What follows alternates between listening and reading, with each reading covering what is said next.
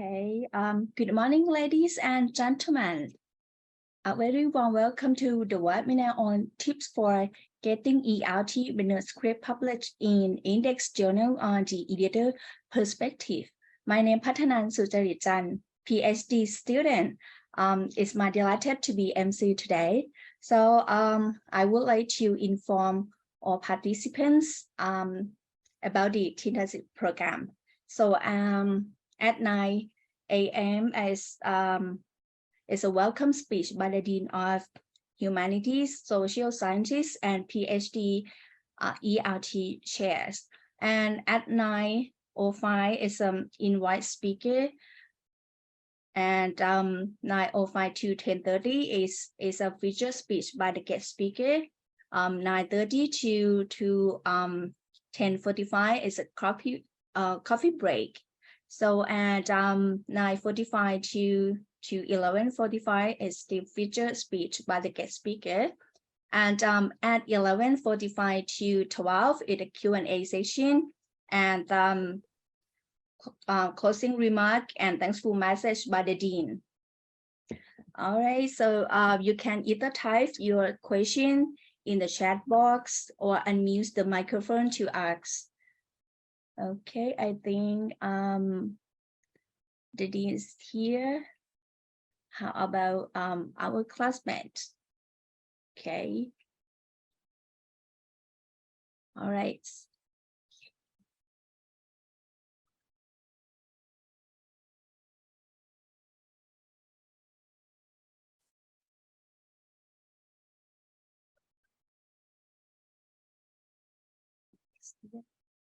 Okay, so I think it's the time. So all right, so may I have the honor to invite Associate Professor Dr. Akrapol Neermaihorn, Faculty Dean of Humanities, Social Sciences, Buriram Rajabhat University, and a chair of Ph.D. ELT program to deliver opening remark the webinar, please. ครับเรียนท่านรองศาสตราจารย์ดร.ปัญชลีวาสนสมศิษฐ์นะครับ Very good morning มิงการาบานีฮาวมา my students, ladies and gentlemen. Today we are very lucky again to have the very well-known invited speaker from Language Institute Chulalongkorn University, that is Cooley. More importantly, our speaker today, she is also holding a big position relevant to journal, that is editor of Phasa journal that belong to Cooley. It just check from Saimago website, these journals index by score plus Q2. We highly hope that in the near future, not too far, we will be lucky enough to get our paper published in this well-known journal. Please be informed that some of our colleagues from China and from Myanmar, they got some problem about Wi-Fi, internet Wi-Fi. Some of my students residing in conflict area, so they just let me know that they cannot access sometimes. And please, Ajahn Punchalee, allow us to record your webinar today, and some of my students who cannot attend because of different conditions, and we might be forwarding this records webinar for them to rewatch again. Thank you in advance for your kind consideration, Associate Professor Dr. Punchalee. Yesterday, I met my president, Associate Professor Malini. She presided over our workshop, and she was informed by me that today we are going to have invited speaker from Cooley. She said, "Oh, I really want to talk to her in person. So next time, if it is possible, please invite her to give a talk at our campus." I really appreciate her because she's a working woman, and our president also women. So she would like to see you in person in the near future. And she asked me to send her a thankful message to our guest speaker today for accepting our invitation. I'm very certain that the topic that will be delivered by our speaker today very applicable and very useful for all of you. That is tips for getting ELT manuscript published in index journals. Yes, definitely. And also very sure that any question raised by you can be answered by our guest speaker. So last but not least, thank you once again, our colleagues, not just from BRU, but from other universities, including Ubon Ratchathani University, Mosowo, and other institutes. Thank you very much for your interest and energetic participation in this session. Thank you, my PhD student. And of course, last but not least, I invite all of you, please join me in giving a big round of applause to our guest speaker today, Associate Professor Dr. Punchalee Wasanasomsithi. And please allow me to open the webinar officially. Please allow me to officially open this webinar. Thank you so much. Thank you very much for your speech. So before we begin, may I introduce the guest speaker, Associate Professor Dr. Punchalee Wasanasomsithi. She is an Associate Professor at Chulalongkorn University Language Institute and Director of the English as an International Language Program Graduate School, Chulalongkorn University, Thailand. She holds a Ph.D. in Language Education from Indiana University, USA. Her research interests include writing instruction, classroom-based assessment, assessment literacy, and learning-oriented assessment. And now, may I give this section to our guest speaker. Please welcome Associate Professor Dr. Punchalee Wasanasomsithi. Yes. Good morning, everyone. Thank you, everyone, especially the Dean, Ajahn Akarapon, ขอบพระคุณนะคะ Thank you for having me back here again. And of course, please extend my warmest regards to Ajahn Malini as well. I would really love to go to Buriram sometimes. So, yeah, I hope that today's talk would give you some ideas, right, about how to get your manuscript published. Especially with our journal Phasa, we are welcoming all of you guys to send a manuscript to us. It would be a pleasure indeed to have a chance to work with you and collaborate with you on your publication. And actually, at Cooley, we have two journals, not just Phasa. There's another publication called Phasa-Paritat. But Phasa-Paritat in the old days, the goal of Phasa-Paritat was to publish papers mainly for teachers in Thailand. Teachers who want to publish, especially school teachers who want to have their publication in the Thai language. So the goal was different from that of Phasa. For Phasa-Paritat in the old days, it's for Thai teachers. It's a kind of venue for Thai teachers to exchange their expertise and experience in their classes, in the language teaching practice. But these days, right, we are welcoming Thai, not only Thai, but also English manuscript for Phasa-Paritat. But the problem is, since we started the journal as a journal of the Thai articles, right, mainly published articles in Thai. So it's not as, right now, it's not as highly respected as Phasa and only a TCI tier 2. But these kinds of journals can be beneficial sometimes, right? If you don't have like specific requirements that you have to publish with Scopus indexed journals, or if you have some kinds of, well, probably even at Chula, right? Sometimes we really need, urgently need some publications in order to extend our stay, in order to meet certain requirements to run a graduate program or whatever, right? These kinds of journals would be helpful as well. But for today, how we are going to focus on how to get your manuscript published in an index journal. So let me begin by briefly introducing our journals. Okay. We'll begin by the overview and history of Phasa, and then we'll talk about different types of manuscripts that Phasa publishes every year.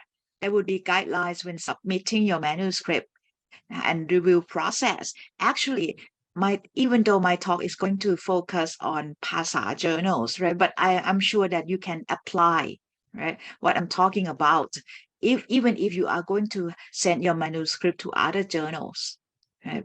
Because the general guidelines for even though we may have a different focus, right? We have different focuses. Like, okay, some journals might focus on English language teaching in particular, while other journals may be focusing on like the English language itself or linguistics or applied linguistics, but the general guidelines will still be applicable.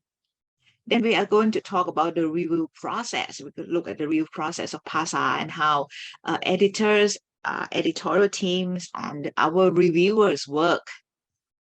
And then after that, I'm going to talk about tips on how to ensure quality of your manuscripts. Again, even though you are not going to send your papers or manuscript to Phasa, I'm sure that it can be applicable in other situations as well. And then, of course, Q&A session, I'll be willing to answer all the questions.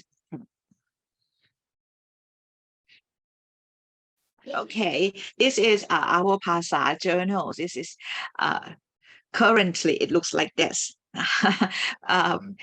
And then we are indexed in Scopus database. I'm not sure how the system works. I have to frankly tell you that.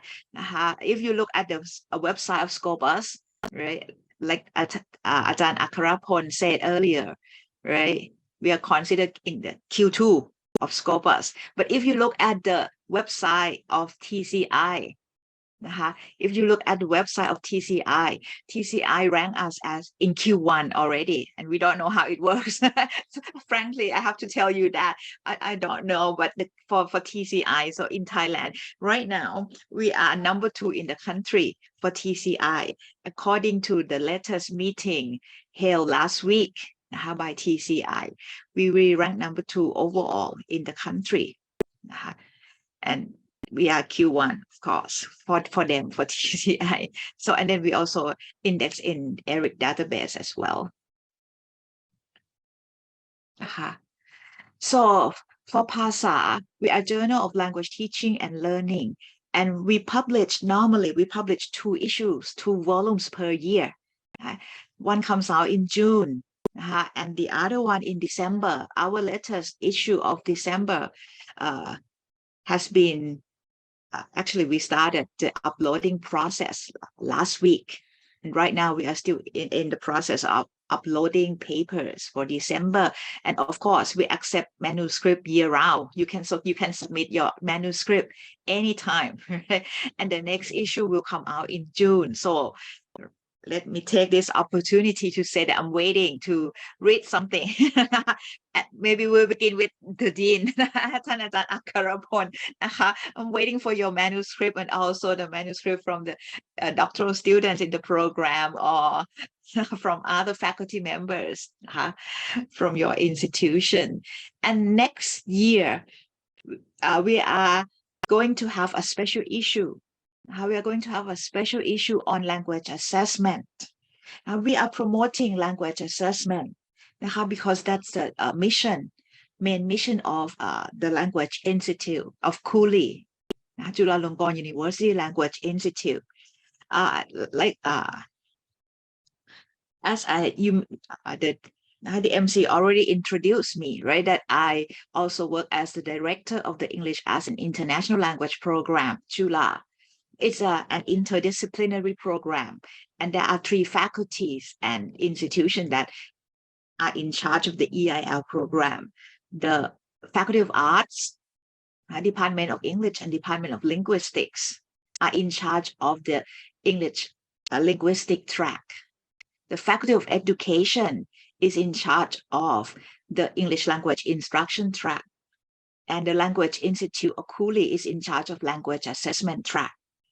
In the past, people may believe that language assessment is something not so relevant to us because we are teachers. We are not going to develop tests or equate tests or conduct standard setting. And for me, myself, I was so bad at math when I was a student, and I am now. I cannot even calculate tips when I go to restaurants in the US or something like that, right? So in the past, I had a misunderstanding that English language assessment was not the area that has something I wouldn't want to have anything to do with it because of my poor math ability or calculation. But later on, right, I realized that, okay, there are two tracks of language assessment, right? One is, right, what you may think of assessment. We talk about test validation, right? We talk about standard setting, about test design, right? And that's what we call assessment of learning. So we want to assess the students whether they have achieved the course objective at the end of the semester, right? We want to know if the test is good enough to be used, right, by stakeholders. But right now I am on the second track of assessment, which is assessment for learning. And it suits people like me who are poor at math, like, because we can conduct lots of studies with simple design. It requires simple statistics like survey research about what teachers think about some kind of test, about their assessment literacy, because sometimes people have misconception that if you are teachers, you know how to write tests. And the most recent, right, TCAT, TGAT, those tests, right? You know that, right? Somehow it proved that there's still lots of things that has been going on that prove that not all teachers can be good test item writers, right? So that's an example, right? So there's also another area of assessment for learning. You can conduct qualitative research. You can see the process of language assessment and how it affects students in terms of their attitudes or their belief about language learning. There are other things. So that's why we want to focus on language assessment at Cooley. And I think it's for everyone, not just like in the old days that we believe that language assessment is about tests and about statistics, and for those who are very good at math or keen on math and calculation. So we are welcoming submission of manuscripts on language assessment until March. You still have time. If you can come up with something, or you have something already in language assessment, you can have it published with our special issue. And the guest editor is Professor Sun Yong Chen at Indiana University, and Dr. Jirada Wuttayakon, the director of Cooley. So Phasa Journal is the oldest professional English language teaching journal in Thailand. Originally, it was called the Bulletin of the English Language Center, which was subsequently changed to the Central Institute of English Language. It was under the Ministry of University Affairs back then. We don't have that now, right? And the name of the journal was changed again to Language Forum, or in Thai, it's called Phasa Sang San by Mom Luang Bunlea Thepayasuwan. Right, that's a pioneer in English language teaching in Thailand, right? Okay, and in the end, it became Phasa. The name was changed to Phasa in 1974. And in 1977, Phasa became under supervision of Chulalongkorn University Language Institute. That's the year the institute was founded. It was established in 1977, and then Phasa, right, came under our supervision. And one key mission of Cooley is to produce top quality journal in English language teaching. So right now, actually, the name of Phasa is Phasa.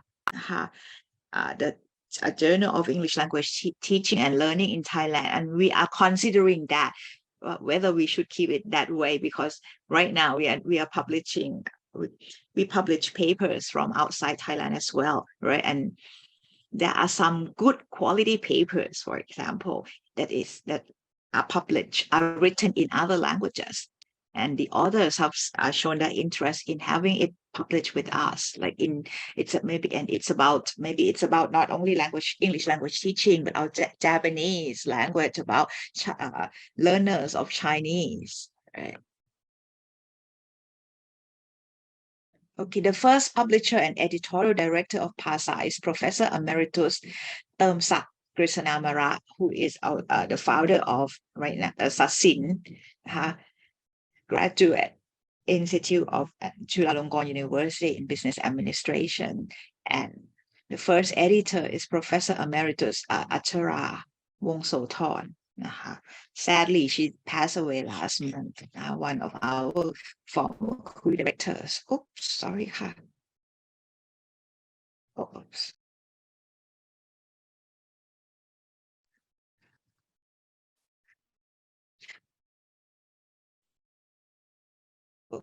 Stop.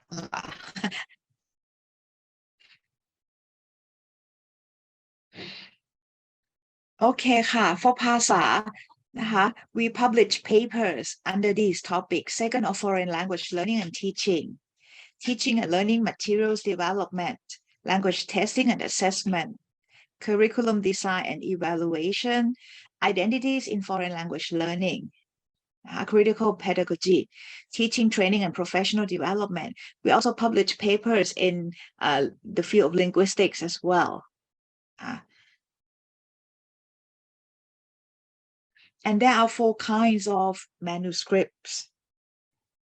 So you have to consider this, right? If you want to have your paper published, if you're studying in a PhD program, of course, at Chula right now, you are required to publish research articles in order to graduate. Like a few years back, you can still publish, you could still publish academic articles. Like you can publish your chapter 2, your literature review. You could write a concept paper, a theoretical paper from your literature review chapter and publish that and use it as part of the graduation requirement, but not anymore. Right now at Chula, you have to publish only research articles. And I think that's more like a standard practice now, right? That you have to publish research articles in order to graduate or to complete your program of study. But academic articles is also important, right? And even though you are like professionals, faculty members, sometimes there are some issues, right, that we might want to talk about or write about, and without like having to actually conduct a study, right, and write papers about the finding. So academic articles are sometimes we still learn a lot from academic articles, right? And then you can have short discussion articles, including interviews and idea sharing. We also believe, right, that the actual experience of teachers, what teachers learn, right, from the actual practice in classroom also matters. And sometimes we can learn a lot from other practitioners' experience, what they have done, what they have found out in their own classroom. That's why we also have an idea sharing session in PASA. And for interviews, like we are, you know, that these days we are collaborating, right, with people, professors, professionals, researchers from overseas, from other countries. It's a good chance, right, to learn and to ask them specific questions, right, and have this kind of interview columns, right, and then we learn from them. And then we also publish book reviews for my students. I'm teaching PhD students as well, right? So if they have no experience publishing anything at all, right, I always recommend them to come up first with a book review.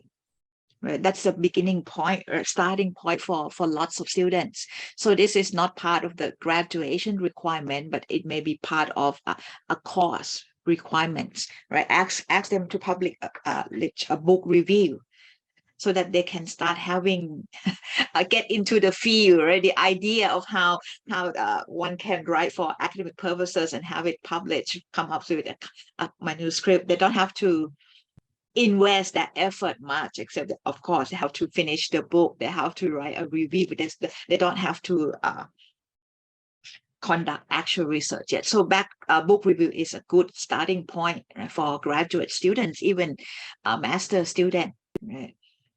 And for my students, sometimes I encourage them to ask for scholarships, to try to get a scholarship or sponsorship or funding somewhere, right, to help them support, right, their program of studies. And of course, one of the requirements that probably the sponsor look for, right, is publication. And again, if they are like new students in the program, or they just started not long ago, right, a book review, if they have a book review publication under their name, that would help a lot, right? Just kind of an indication of the student's ability to progress further, to have a more serious publication later on. So now let's have a look at different types of publication. First, we'll begin with research articles, right? A research article is a report, right, of an original study, right, conducted by the author, right? For research report, the author has to actually collect raw data, right? And they have to analyze the data, right? And they have to write the conclusions from the results of their analysis, right? They have to present something new, something that they have discovered on their own, right? Just like your doctoral dissertation that you are working on, right? You have to come up with something, some conclusion, right? The conclusion that you have may be similar or may be different, right? But anyway, it has to be empirical evidence from your own research endeavor, right?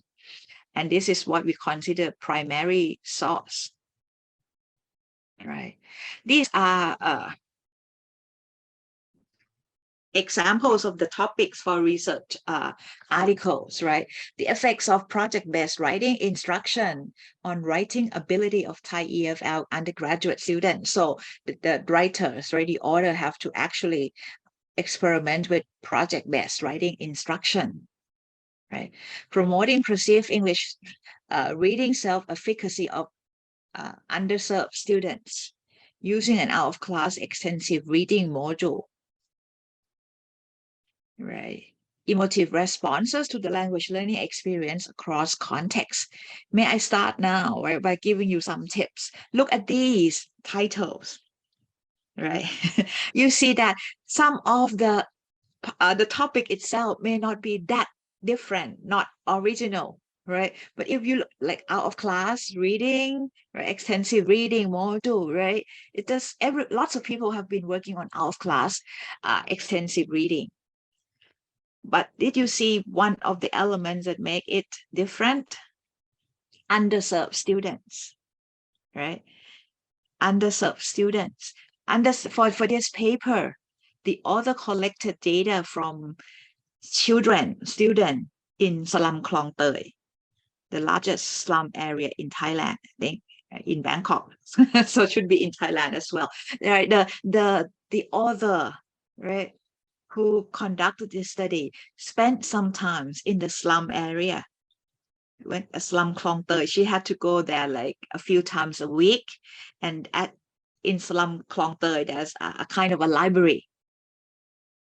There was a school and a library, and the school library there was like a container that shipping companies no longer need that and use, so they donated it to the school, and the school made it into a kind of library. So the author conducted a study there, asking students to come and then read the books, do activities, something like that, right? So, but these studies so far, right, got presented, accepted by TESOL conference because of the element. I think the element that made it interesting is the word underserved students, because the particular group of subjects of the studies are not mainstream students. Most of the time we conduct studies in school, right? So if you are thinking about your dissertation topic, right, try to find something like this. Oh, we cannot be that original. We are students, we are graduate students, right? Maybe we cannot come up with a new theory on our own. We have to replicate other people's work, right? But we have originality for doctoral students, at least at EIL, right? Means they have to find some new element, some different perspective, some new angle, right, to look at the same topic, right? We cannot expect our students to be original, which come up with new theories for language teaching to leave their mark in. I always tell them, no, it's not your time to leave your mark in the field of English language teaching in Thailand during your doctoral studies. No, right? It's not the time. The goal of the, I don't know if it's the same goal. The goal for, I always tell my students, the goal is to graduate as soon as possible. Right, you may have to spend some of my students, even the other day, she just cried last week and then I want to give up, but I cannot because I feel bad for my dad. I use his inheritance to pay for my education. I said, yeah, that's a good reason that you have to persevere. You have to fight until the end, right? That's and one thing. So I always tell my students, it's just one exercise, and after you finish this exercise under our guidance, right, if we let you pass, let you graduate, it means we believe that you have some kind of knowledge and experience that you can now, right, okay, develop further on your own, or you can even help your students, right, develop as a researcher, as an instructor. So we do not expect our students to be that original, but they have to somehow find some different angles. And you look at the second title again, like this, reading self-efficacy. Normally we talk about self-efficacy in general, like self-efficacy means a belief in one's ability to do something. So it's actually come from the field of psychology, right? And previously it was used a lot in the field of medical science or nursing science. Like if patients had self-efficacy, they would be able to adhere to the doctor's treatment plan or something like that. If the doctor said they should take care of their health, if they believe they can do it, they have self-efficacy, they would do it, right? It's the same, and now we apply it in language teaching. So find something different, or emotive responses to the language learning experience across contexts. Like for this paper, emotive responses. Actually, we have been talking about emotion in language teaching for a long time, right? We talk about language teaching. We talk about how individual factors like this affect acquisition. Emotive responses is actually emotional experiences or affective factors, right? Just use different terms, right?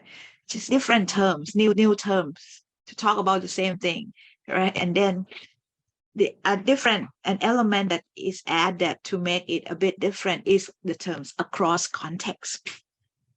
All right, across context here in these studies mean data were collected in 2 countries. One was in Thailand, EFL setting.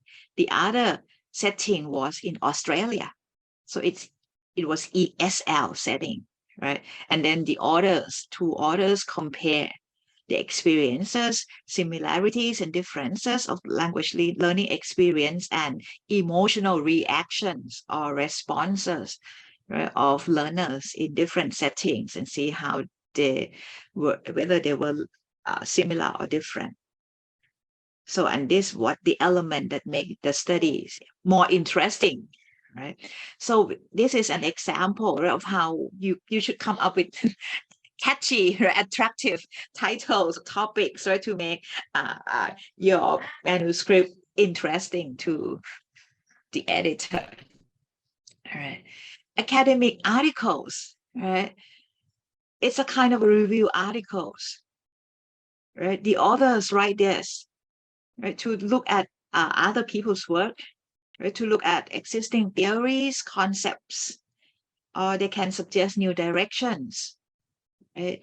Or identify, right, patterns among existing research studies. Just like it can be an overview of the topic of interest.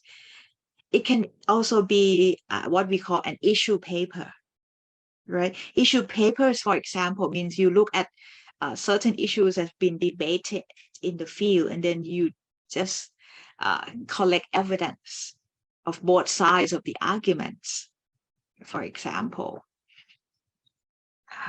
And it's also useful, right? Because it sometimes, right, we just don't need only research article. Academic articles are also important in the sense that it helps us to develop more comprehensive understanding about important issues related to our topic, related to our field, right?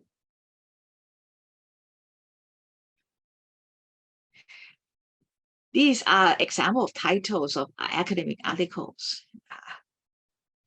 Another definition of speaking ability and another categorization of communication strategies. It's the old things, right? We have been talking about speaking ability or communication strategies for a long time, right?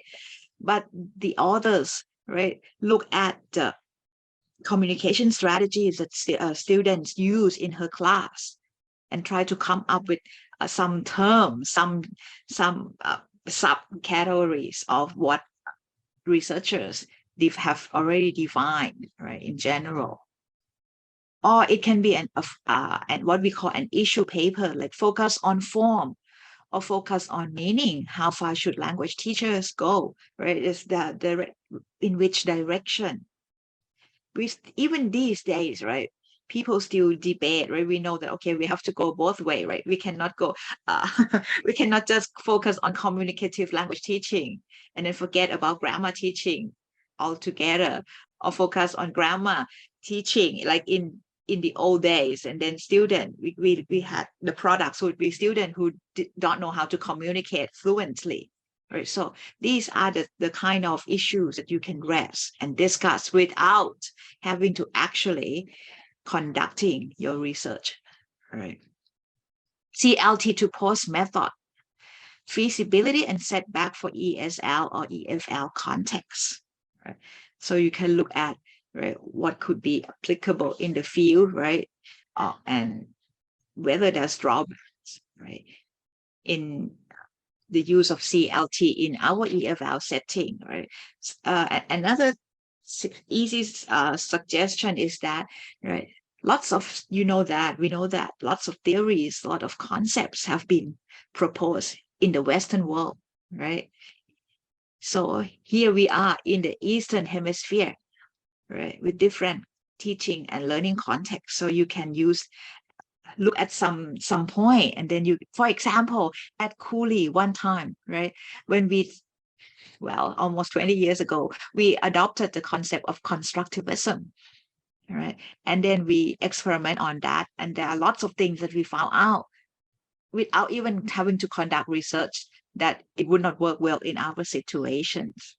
And then that would be another good topic for academic articles, right, because of for example, they said that constructivism would work well, right, in the Western world, but here it failed badly at Chula. We had to admit our failure. It failed badly because, first of all, our students share the same mother tongue. Once they share the same mother tongue, it was very difficult to force them, right, to use English all the time while they were in class, right? If it's in ESL setting in America, right, students may come from different language backgrounds, right? Iranian students, Mexican, Spanish, right? Thai, Chinese, Korean, right? Or students from Eastern Europe, and right. So they were forced to use English, but when we use it at Cooley, it did not work at all, because part of it was that probably the students, right, the students share the same mother tongue, and we did not have that kind of money because we have 5,000 or 6,000. This year, they said we're going to have 7,000 first-year students. They just told us, right, the number increased a lot. This year, it will be 7,000 for Chula, right, for the academic year 2023. We cannot invest, right? Even in 10 years ago, we paid like 40 million to buy computer for the student to share, right? So that they would look at the screen, and then we hope that they would discuss in English, right? But since our class size was much larger than the class size in the Western world, right? So we had like 5 or 6 students per one computer, and then they could not, you know, that not all of them get a chance to practice English the way we hoped they would. So it did not work. So that's, again, another kind of, right, an example that we need academic articles, right? We can discuss topic issues or something we have learned from our experience would be support the theories, the concepts that we review. A short discussion, another kind of manuscript, right? It includes interview of researchers and scholars on a particular topic of interest, right? And we also look at idea sharing manuscript, right, in which the author shares some practical tips, primarily based on their own experience in class. Not all language teachers, right, would want theoretical knowledge. This is from my experience as well, right? Some teachers need help, but they don't need help in terms of theories or concepts that they would have to think of how they can apply them in their class. Sometimes they just want example, ready-made example or exercise that they can use in class, right? So that's an where short discussion and idea sharing columns, right, play a role, right, to help teachers. They can look at and they can learn from actual experience of other teachers. So these are examples, right, of topics like a reflection on team teaching and an EFL classroom. The teachers who wrote this paper, right, just started using team teaching, like kind of accidentally, because there were 2 classes and like one or 2 teachers teaching, and one teacher had important emergency situation in the family and had to let the other teacher cover her class, and then the other one had some kind was unable to teach her own class, so they mixed the class and put students together, something like that. But at least they learn a lot about team teaching, and then they share their experience, right? 3 good reasons why literature should be integrated into language classroom, right? Yeah, again, from the perspective of the teacher who have made use of it, right? Our children's voices and positive effective outcomes of play-based language learning, that the teachers share experience using game and play with elementary school students at Silapakon University, Silapakon Demonstration School, and see how it works. That's an example. It's not like purely theoretical. It's not provide any empirical evidence that the author has to prove validity or reliability to make the reader believe them. But at least, right, some readers can learn from the experience, can get some idea of what they may be able to do in their own class.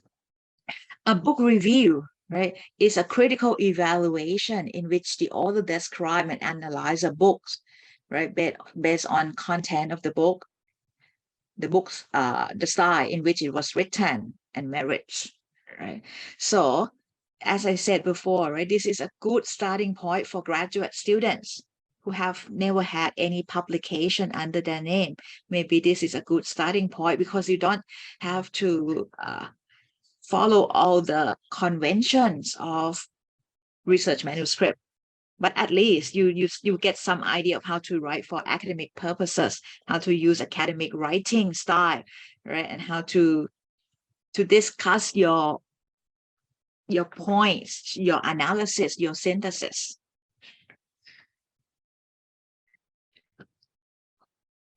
And this is an example of a book that has been reviewed recently in Phasa Journal, Interculturality and the Political Within Education. Okay, the author was a professor in Taiwan. He's an Australian, but he lives and works in Taiwan. Okay. So these are guidelines when submitting a manuscript with, for Phasa. If it's research articles, manuscript must be based on empirical research. See, empirical research means you have to conduct your own study, you have to collect your own data, you have to analyze your data, and you have to come up with your own conclusion, right? Your own conclusion. That's the contribution. So it's a kind of a bridge between theories and practice. The theories that you have learned, right? And then you have some kind of practice, right, in the EFL profession, right? Phasa publishes both quantitative and qualitative research findings. We don't focus on anything in particular, right? And of course, mixed method research also welcome. We just show that because sometimes, and for some particular groups of scholars, right? If they are like in the old days, for example, right? Researchers did not believe much in qualitative research.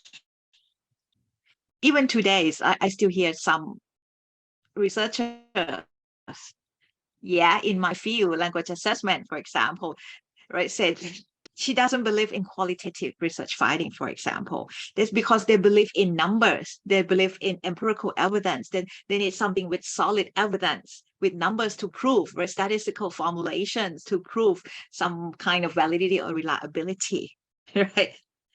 But on the other hand, right, at the other end of the continuum, right, qualitative researchers, we have different kinds of belief, right?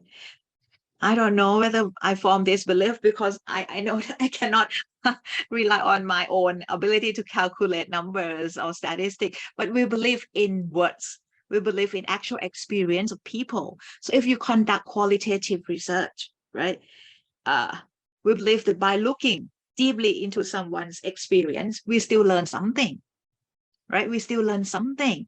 And whether, right, the something that we have learned, right, would be useful for you or not, in the mind of qualitative researchers, actually, we don't really care, right?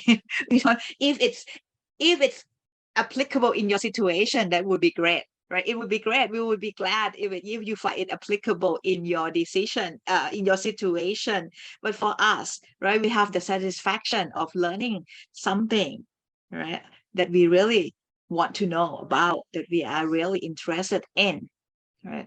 So we can conduct study with just one participant, right? It's kind of a case study with one participant, or 5 participants, or 10 participants. So for quantitative researcher, they would say, it means nothing for them, right?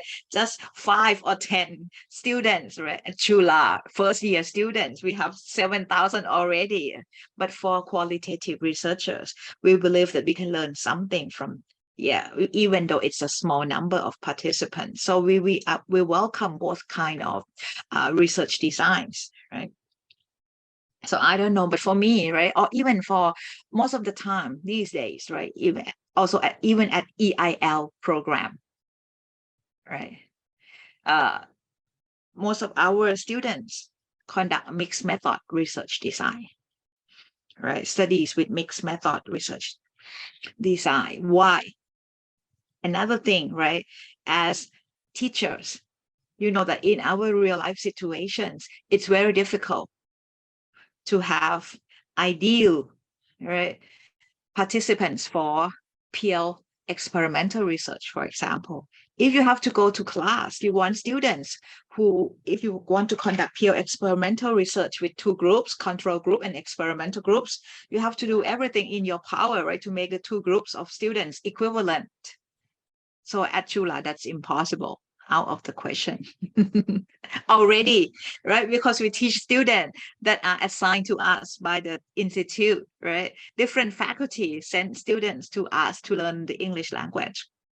Faculty of Engineering arrange the students according to their name, alphabetical order, right? So we may have 3 Somchai in our class, or 4 or 5 Somchai in one class, right? That happened to me before, right? Or at Faculty of Commerce and Accountancy, you have students are assigned according to their major, business administration, accountancies, or statistics. So you cannot teach. So you would have students, right? They are not equivalent already in themselves, right? If you want to have 2 groups of students, you cannot have students who are equivalent in the 2 groups. You cannot make sure that they are equivalent, because that would be one of the variables that you need to control, right, when you conduct experimental study. Faculty of Medicine arrange the students in accordance with, guess what, their ability, their English ability. They arrange the students according to their English scores, admission tests. So if you have to teach one class, right, then you get the best students. And then if you want to teach a student in the second class, they would not be different already in terms of language proficiency. So you cannot claim whether the gain score you get at the end of the semester actually result from your experimental approach, or just because the students are already better than the other group. So that's an idea, right? Why we welcome mixed method design as well, because we believe that with statistical number that sometimes not so reliable to true statistician, right? They said maybe this class size are not large enough, something like that. We need descriptive, thick, rich description, qualitative data, right, that we find, right, to support the quantitative finding. So these days we see more and more mixed method research, because in English language teaching situation in the real world, it's very difficult to conduct pure experimental research. We have to go to class and we don't have control over our classes all the time, right? For the research articles, right, there's some kind of, always you have to check, make sure that you check the guidelines of the journals that you are interested in, right? Different journals have different guidelines. For Phasa, we said, do not exceed 8,500 words, right? For Learn journal, they said 7,000, Learn of Thammasat, right? They said 7,000 words. So different number of words. So you have to be very careful about this. I have to tell you that at Phasa, we are not that strict. We are not that strict in terms of number of words. But in the old days, when we don't have all the tools on computer like this, right? I was a editor of Phasa once before this, in 2002, 2003, around that time. I was once the editor-in-chief of Phasa. At the time, right, I worked with some American professor at AUA, right? She helped with the editing and work with the editorial team, right? She looked at the manuscript that submit to us, and then she just threw away everything that exceed the number of page limits and word limits. And I said, we said 20 pages. Yes, I know that, but it's 21 pages or 22 pages. Can we just accept this and then send it to reviewers? It's just 2 pages extra. And the American professor said, no, anything that, right, is not in line with the submission guidelines, need to be thrown away right away, right? So no consideration. I said, oh, maybe it's very good. We can just easily tell the authors to shorten the paper later on if we think that the content is good. And she said, no, right? So you have to be very careful with this. Carefully observe the submission guidelines of every journal. Like learn journals have one kind of template that you need to follow, right? And at PASA, we have another kind of template, right? We also require abstract. Okay, if it's academic articles, right, your contents, right, must present a comprehensive review of current ELT scholarship and interest. Right now, what would be very current topic of interest? I don't know. I just talked to one of my students yesterday, and she said, active learning, Ajahn, we should work on active learning. So probably that's enough, right? And in order to keep abreast with like something like this, what is a trend right now? Do you know what to do? If we don't know what should be the topic, what is that something that is in trend right now, if something that people are widely talking about, look at the conference. Even though you cannot attend the conference, at least look at the theme of the conference, right? That has been advertised, and then you get some idea. So the academic article can refer to other people's work, and then there should be a critical discussion of implication or application. This is what we are looking for. Because if we say that it's just a review, anybody can go to, we don't have to go to library anymore. Okay, anybody can go on Google, right? Or use search engines, any search engine available to learn about other people's ideas. So what we look for is implication or application that you yourself, the author, right, proposes.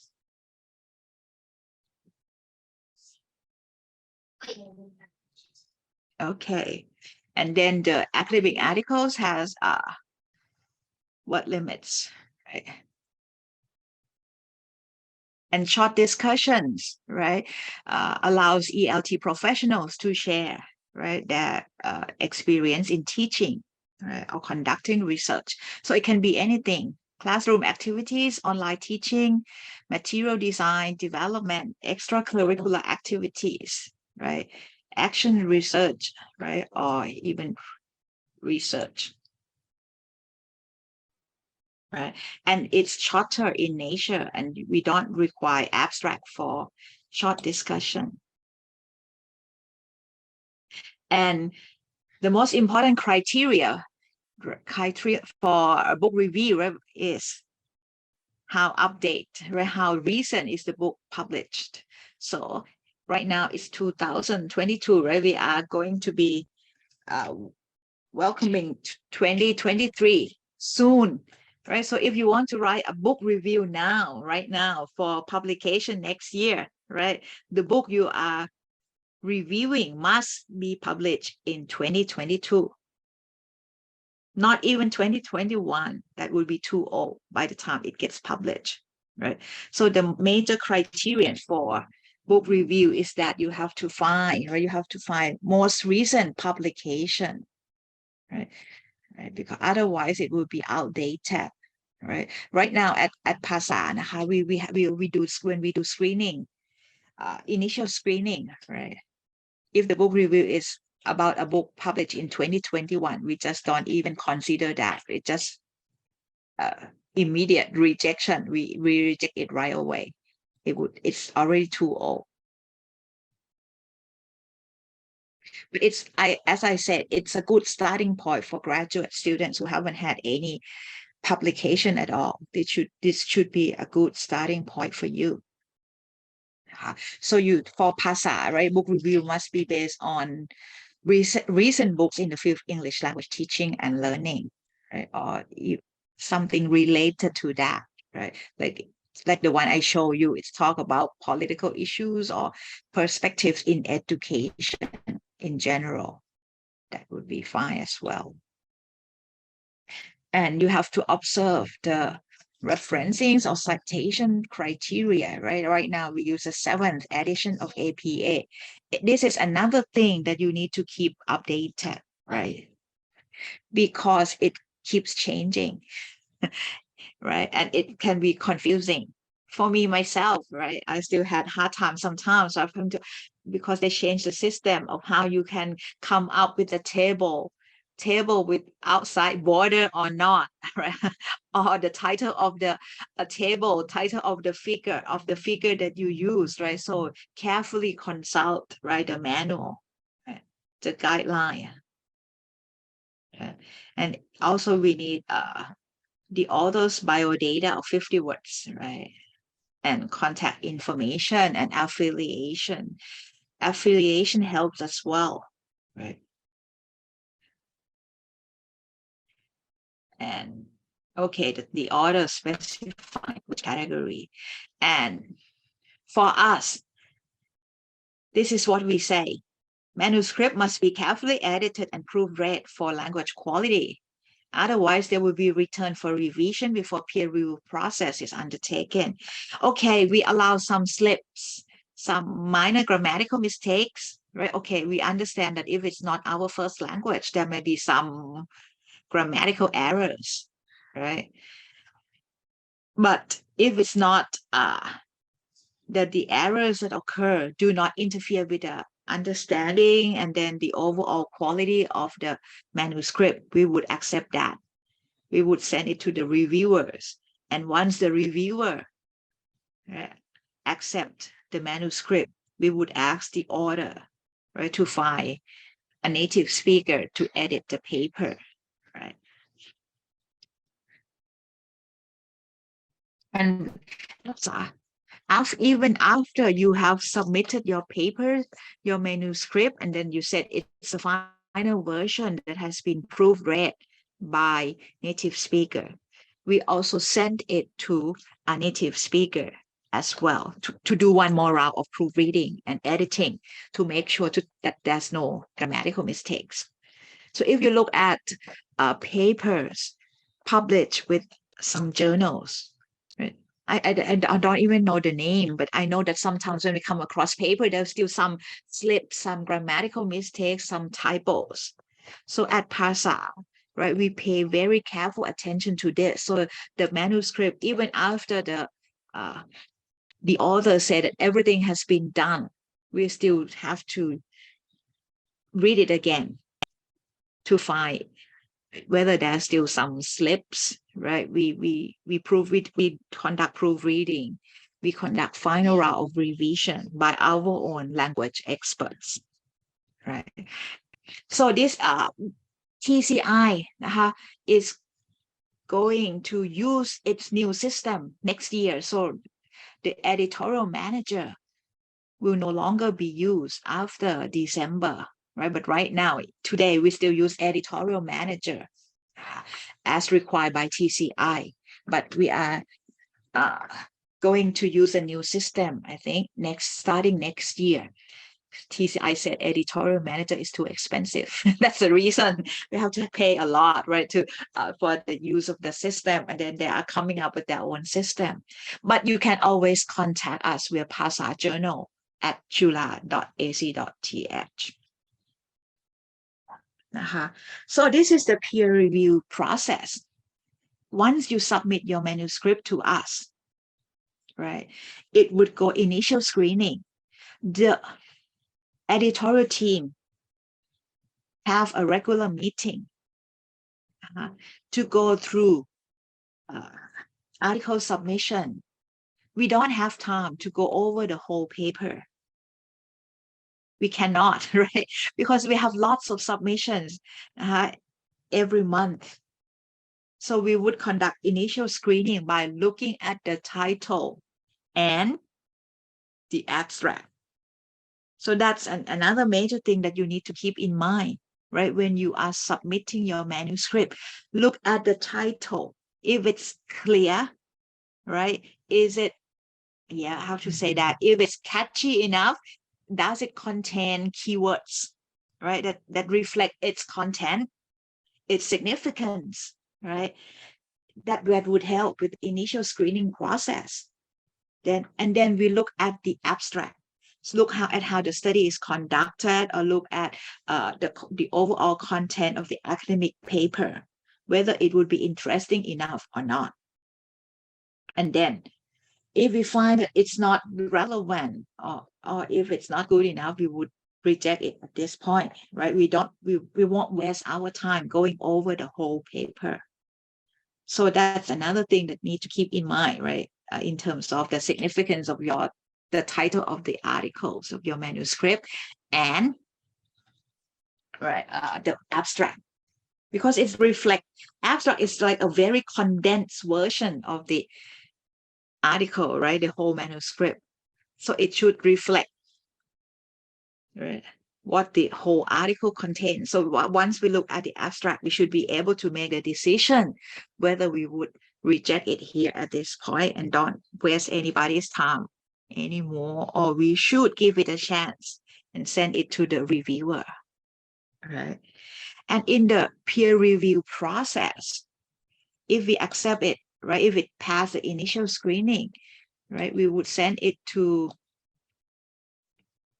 our reviewers. If it's, of course, people working for Chulalongkorn University, right, can submit papers to PASA as well. But if it's insider like this, insider not means not only people from Cooley, but also Faculty of Arts, Faculty of Education, or Faculty of like Commerce and Communication Arts. Sometimes they send paper to us as well, if it's related to language, what they did in class. So if it's insider, we would send the paper to 2 reviewer outside Chula. And if it's from outsider, the reviewer would be one instructor at Cooley, and another reviewer would be someone outside Chula, right? For fairness. So if it's like from people at Chula, right, we would just send it out. This is for fairness. So this is the peer review process, and we use only 2 reviewers. According to TCI, right? If you want to submit, no, not TCI, right? It has to be, I don't know, SOC, right? Office of Higher Education Commission, or whatever, sorry, or more. If you want to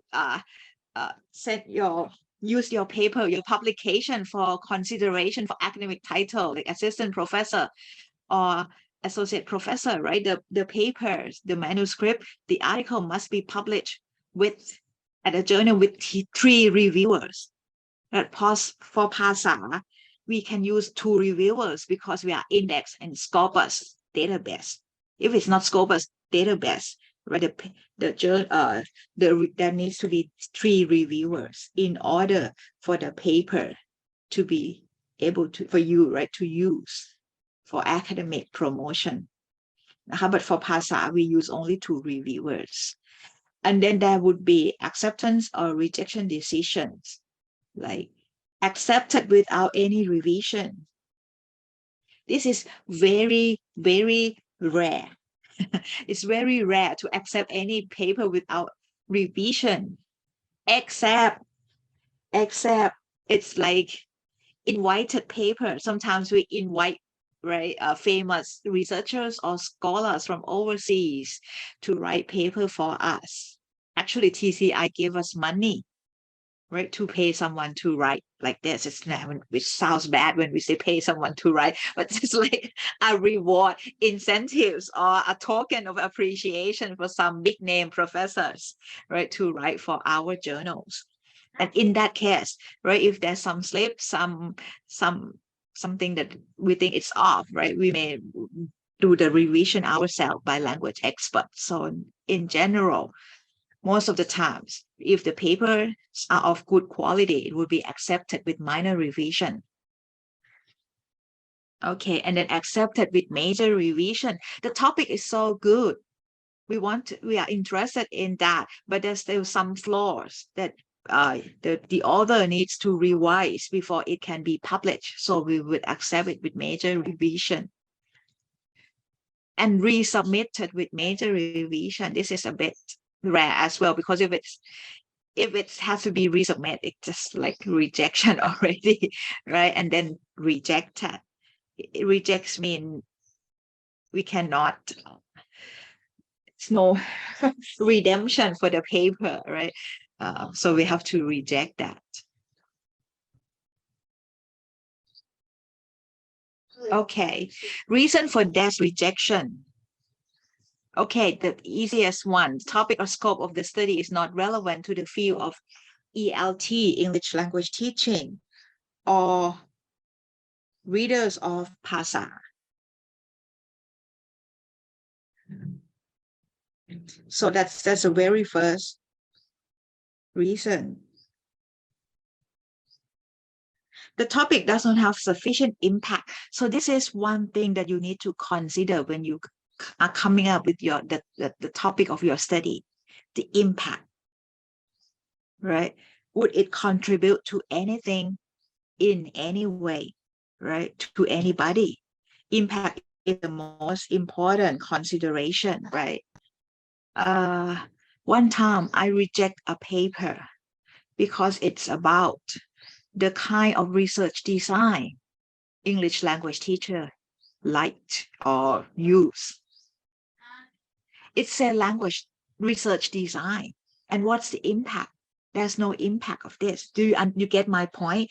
This, if you twist it a little bit and say, what would be the topic of research that language teachers are mostly interested in or worked on or talk about, it would have impact because it tells reader what's going on, right, in the field of English language teaching in Thailand.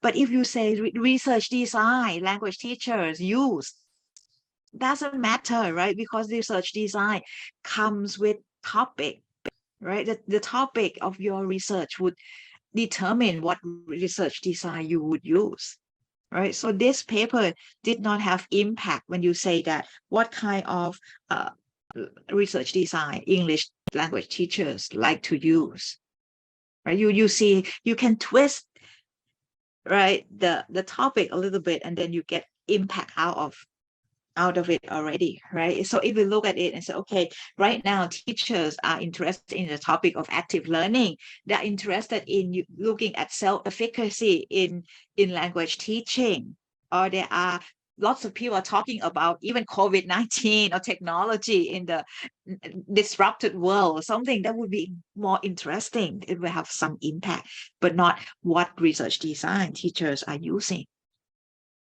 right? Research design doesn't matter. The topic of the research would determine what research design we would use, right? So it's different. So you have to think about this. What would be the impact? Would it contribute to the growth of knowledge or understandings of our field or not? It can even be small impact, like if you conduct action research. Action research means the research you conduct in your own class, right? To find out about something. Even though it's like the scope is rather small, but if you have learned something and you are willing to share, there was still some kind of impact. There may be other teachers who have similar situation like yours, and they will learn from your own situation. That there would be some kind of impact, right? And at Chula, we also encourage teachers to conduct action research.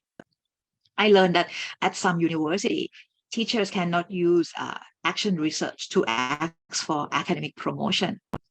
But at Chula, we believe that if you conduct research inside your class, in your own classroom, and then you learn something about it, and it would lead to improvements or changes or benefits of the students, that is something good already in itself, and we are willing to let you do that. We support it.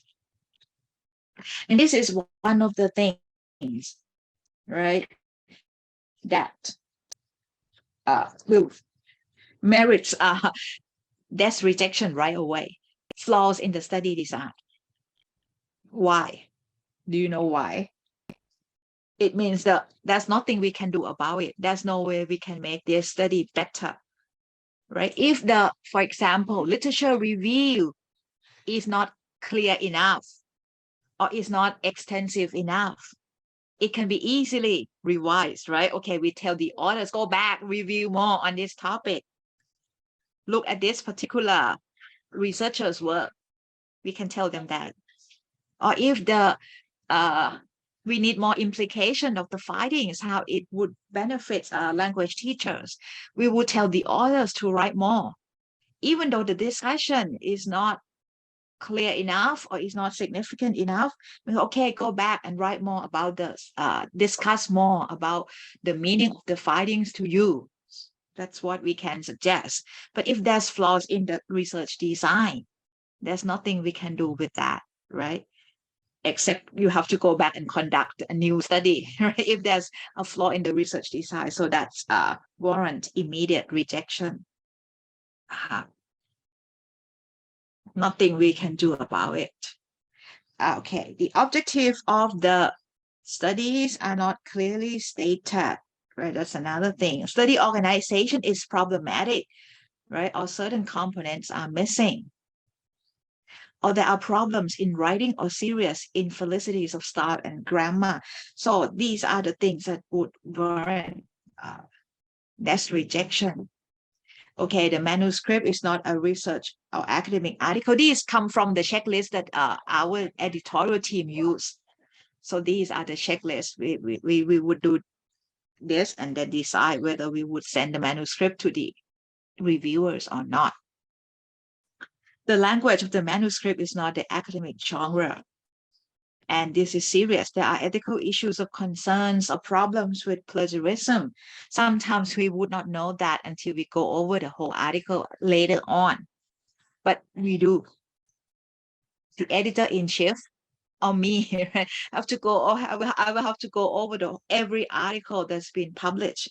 One time I read one article, and it says something that Thai EFL teachers believe blah, blah, blah, something. But then the name of the author sounds so strange. It's like Middle Eastern name or Arabian names or something, Eastern European's name, right? And I was wondering why this particular researcher talk about Thai EFL teachers, right? Look at the reference. It doesn't say anything about Thai. It just say like EFL or something in general, right? So I was curious. So I searched for the whole original papers that the researcher, the author cited, right? And I went over it trying to find the word Thai in the whole article, right? And I could not find Thai at all. The best I could find is that EFL teacher in Asia. So there's a problems, right? Is it plagiarism? Yes. Is it very serious? No, not really. We just call it soft plagiarism, but it's plagiarism anyway. And since it's plagiarism, it's overclaim, right? It's overstatement, overclaim by the author. So in the end, we had to reject this as well, right? But sometimes, right, when it's come to the problem with plagiarism or ethical issues like this, we might not detect it right away. Just 2 or 3 weeks ago, I got a message from one of our reviewers. She is an instructor at Litu Thammasat Language Institute. She said, because I sent her a paper to review for us, and she said, I have read this paper before. I said, oh, right. And she said, it's self-plagiarism. Fortunately for us, the authors also sent the paper to Learn Journal, and it was already accepted by Learn, right? So, and then Learn already published it as well, but the author did not withdraw the article from us, right? So we had to reject it as well. And this is another ethical issues where you cannot conduct soft plagiarism. You cannot conduct self-plagiarism. And you should not do this. Like when you send your manuscript right, to one journal. If you send it to one journal, you have to wait until you get to learn the decision whether they would accept it or reject it before you can send it to the second journal. Right? If you think that the process is too long, you don't want to wait anymore, right? You can just withdraw it from the first journal, right? And then send a letter to the editor saying you want to withdraw your manuscript, and then you send it to the second journal, right? And yeah, I have to say that, right, the field actually in Thailand is not that big. Right? We have friends and friends and friends, and we always ask one another to help each other go over like this our manuscript. We review for learn review for us, we review for reflection, and then we sometimes we come up with, right, we come across papers that we have read before or have found somewhere else, right? So don't do this, right? It's not worth it. It's very damaging to your name, right? And people would remember your name. And then, as I said, the field is not that big here in Thailand. We have friends everywhere. Everyone's our friends with one another, right? So that's not, especially if you're still doctoral student, it's not a good way to start your career, right? That people remember your names. Oh, this is the person who always sent the same manuscript to different journals, or the person who like to self-plagiarize. Okay, other reasons include the manuscript does not match the aim or the scope of the journal. The manuscript does not follow submission guidelines of the journal. As I said, you have strictly observed this. And manuscript is not free of commercialism. We try to avoid trademark names, if possible, like the name of certain programs or something like that.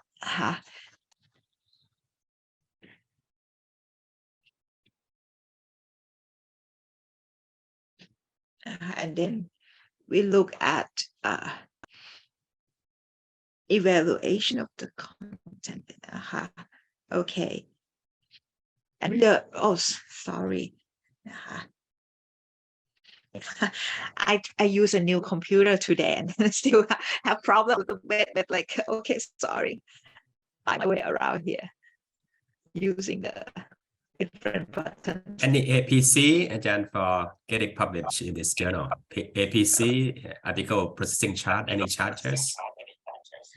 The fee? Yes. No, ha. Oh, free. Wow. That means it's no, free. no. Because we get financial support from Cooley and from TCI, and also sometimes once in a while we also get funding from Chulalongkorn University, the research department, right? So we are rich. No kidding, we're not that rich, but okay.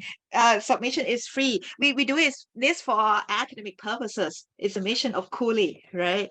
And yeah, sometimes there might be other things that are related to this that we might charge a little bit, but we don't know. Next year, actually, early next year, in February, we're talking about this, right? Event to support us. We are inviting two big, very, very, very big names in ELT publication. The first one is Professor Brian Paltridge from University of Sydney. Professor Brian Paltridge is the editor of TESOL Quarterly. So you know that it's one of the best publication in our field, right? It's the ultimate goal, right, of people in our field. It's the ultimate point of our career if we get to publish with TESOL Quarterly, right? The rejection rate of TESOL Quarterly is 93%, right? Acceptance rate, right, is only 7%, right? And we invite Professor Brian Paltridge to give a talk on how to write for manuscript publication like this. And maybe may I ask Ajahn Ek right now? we are going to have some space for thank you so much outsiders. Yes. Yeah. When this event will be taking place, Ajahn? In around March around March. That's good March time. and Yes. February. Yes, we will have like a kind of this, and we are not sure how we are going to organize that, but we have support from TCI and from Oh, I see. Chulalongkorn University to come up, so we can come up with this kind of special event, right? And we also have Professor Yasuyo Sawaki from Waseda University around the same time. Professor Yasuyo will talk about how to review a manuscript. It's like train the reviewers, because she got the award of best reviewer from LTRCs, right? You know, LTRCs, which is the biggest conference in language assessment. Right? So we'll have 2 special sessions at kind of 2 or 3 days workshop, something like this. We will advertise that later on, but it's a kind of, yes, this is part of our effort to improve the quality of our journal. TCI give us money to work on this, right? And since Cooley actually have money to run the journals, we don't have to, we have different money set aside for paying reviewers who are outsiders or paying language editors. We can use part of the money to conduct sessions and workshops like this, which would, I think for me, we just started to do this under my term as the editor-in-chief, because I think that this can leave like lasting benefits in the field rather than just paying for other things like website improvement or paying for just for reviewers, right? I think conducting workshop would be better in that sense. It will benefit everyone, the field in general, right? If we can train some reviewers, those reviewers can train other reviewers. It can keep going like that. Okay, and then I will go a little bit more before we break. So after the test rejection, right, we would send our manuscript to the reviewers. As I said, we need 1 reviewer from Cooley and the other from outside, and we need only 2 reviewers because our journal is indexed in Scopus database, right? So the reviewer, right, would look at the originality and contribution and impact, and you can see that impact is the first criterion, which means it shows the significance of the paper, right? They look at the literature review, significance of research, right? Research questions or focus research. And then they look at the methodology, right? Resolve discussion and implications and conclusions. And also organization, title accuracy. Title accuracy, you have to reflect, the title needs to reflect all the key terms, the key concept, right, of the study. Quality of writing and likelihood of passing the test of time. Lots of reviewers said that they have not come across this before. And then when we use it, when we first use it, likelihood of passing the test of time, it's a bit difficult to explain back then, but right now it's easy. Likelihood of passing the test of time, for example, paper on COVID-19 pandemic, right? It won't be here with us for too long. I mean, the paper would start getting old soon, right? Recently, we had to even reject 1 paper from very big names in the field because that person worked on the term new normal and next normal and global pandemics, and we said no, it's going out soon, it's leaving us. Okay, it's here. It's here, but right, the status, right, or the effects or the disruption that it causes, right, are changing, right? Even at Chula now, students can come to the exam room if they have COVID. They set aside a different room for students who have COVID. So that students come to take the test. We don't realize that. We just send because we send the exams, midterm, final exam to the faculties, and they proctor it for us. right? And 2 weeks ago, we are still in the process of grading final exam papers, right? There's one envelope, right, which say in the front, COVID, exams of COVID, students with COVID-19. So it means the faculties allow the student to come to the faculty and proctor them in a different room. And we look at the envelope and say, okay, what should we do with this? Should we give it to the teachers who need to grade them like this?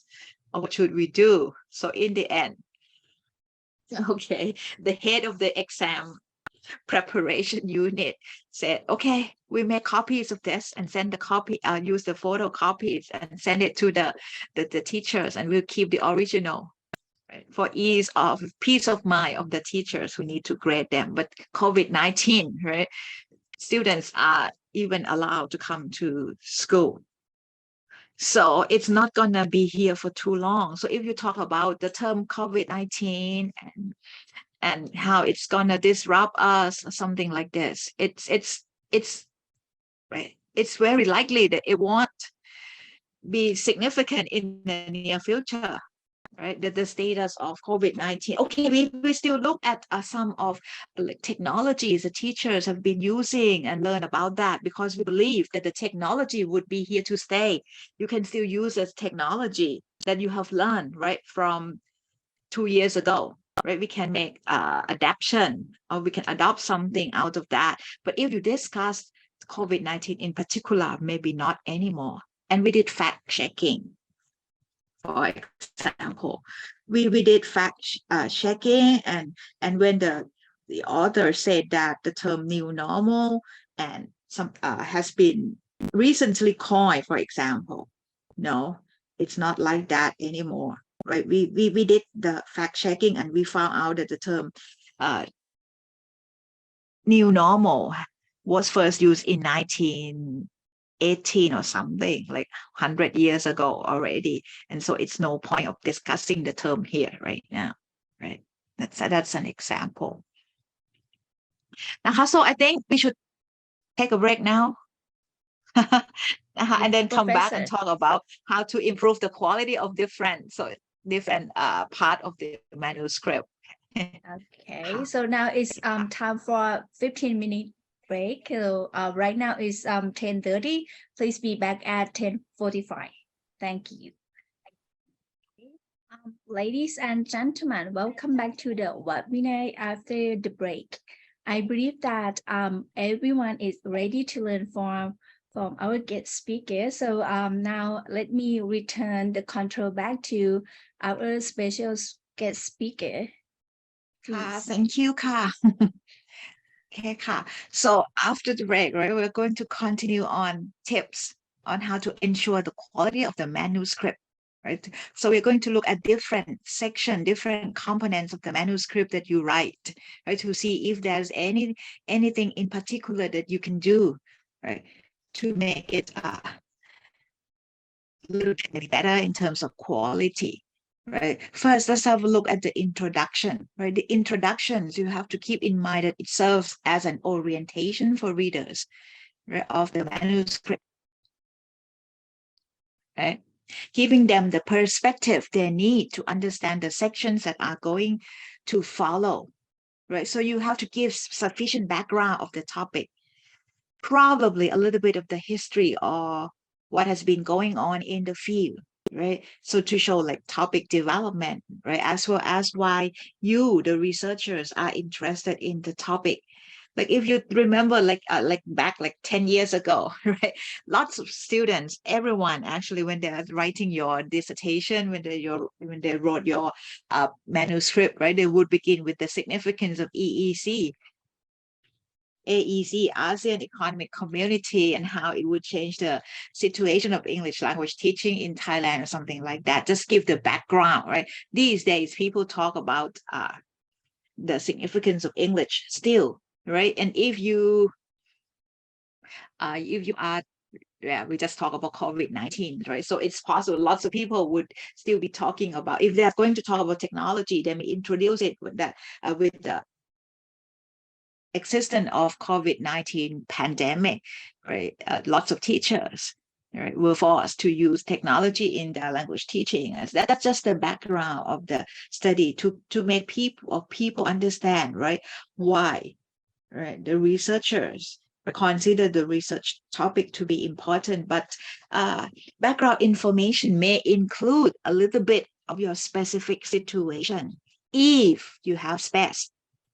Because if it's a manuscript, you might not have enough space, right? But if it's like the full research report or dissertation or thesis, you may be able to mention briefly why particular topic is important for you in your own situation.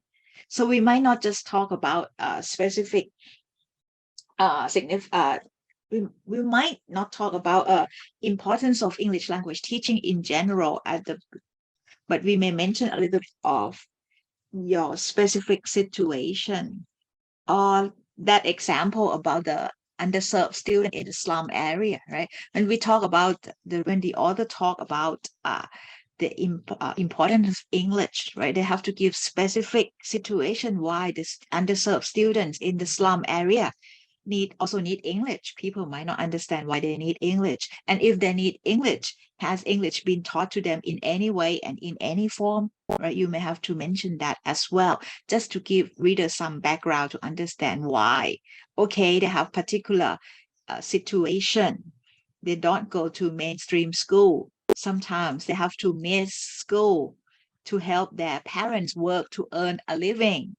And in their condition, there's no exposure to English outside the classroom. That's why the author is coming up with this topic, so that the audience would understand the significance, right? Why this study is important, so that they can follow.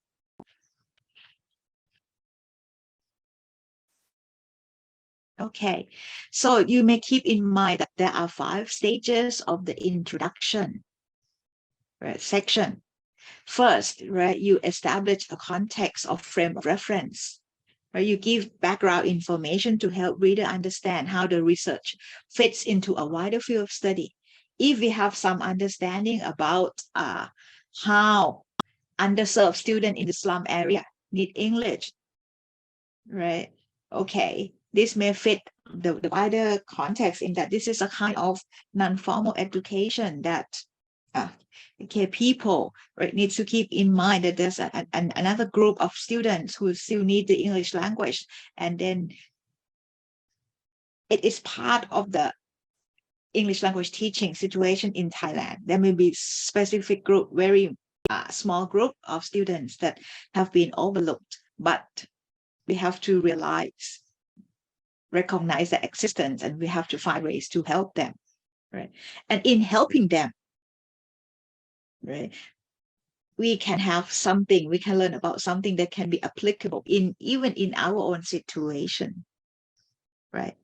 If we learn that, okay, underserved students have particular motivation to learn, we may understand the significance of motivation more, right? And we can apply the idea, our understanding of motivation in our teaching situation as well, right? That's an example. So you have to give sufficient frame of reference or background information for your audience, right, to understand why this study is needed, right? People may say, why underserved student? I don't want to know anything about them. But if you write well enough, people will, oh, this is a very important group of learners and they need help and we have to help them.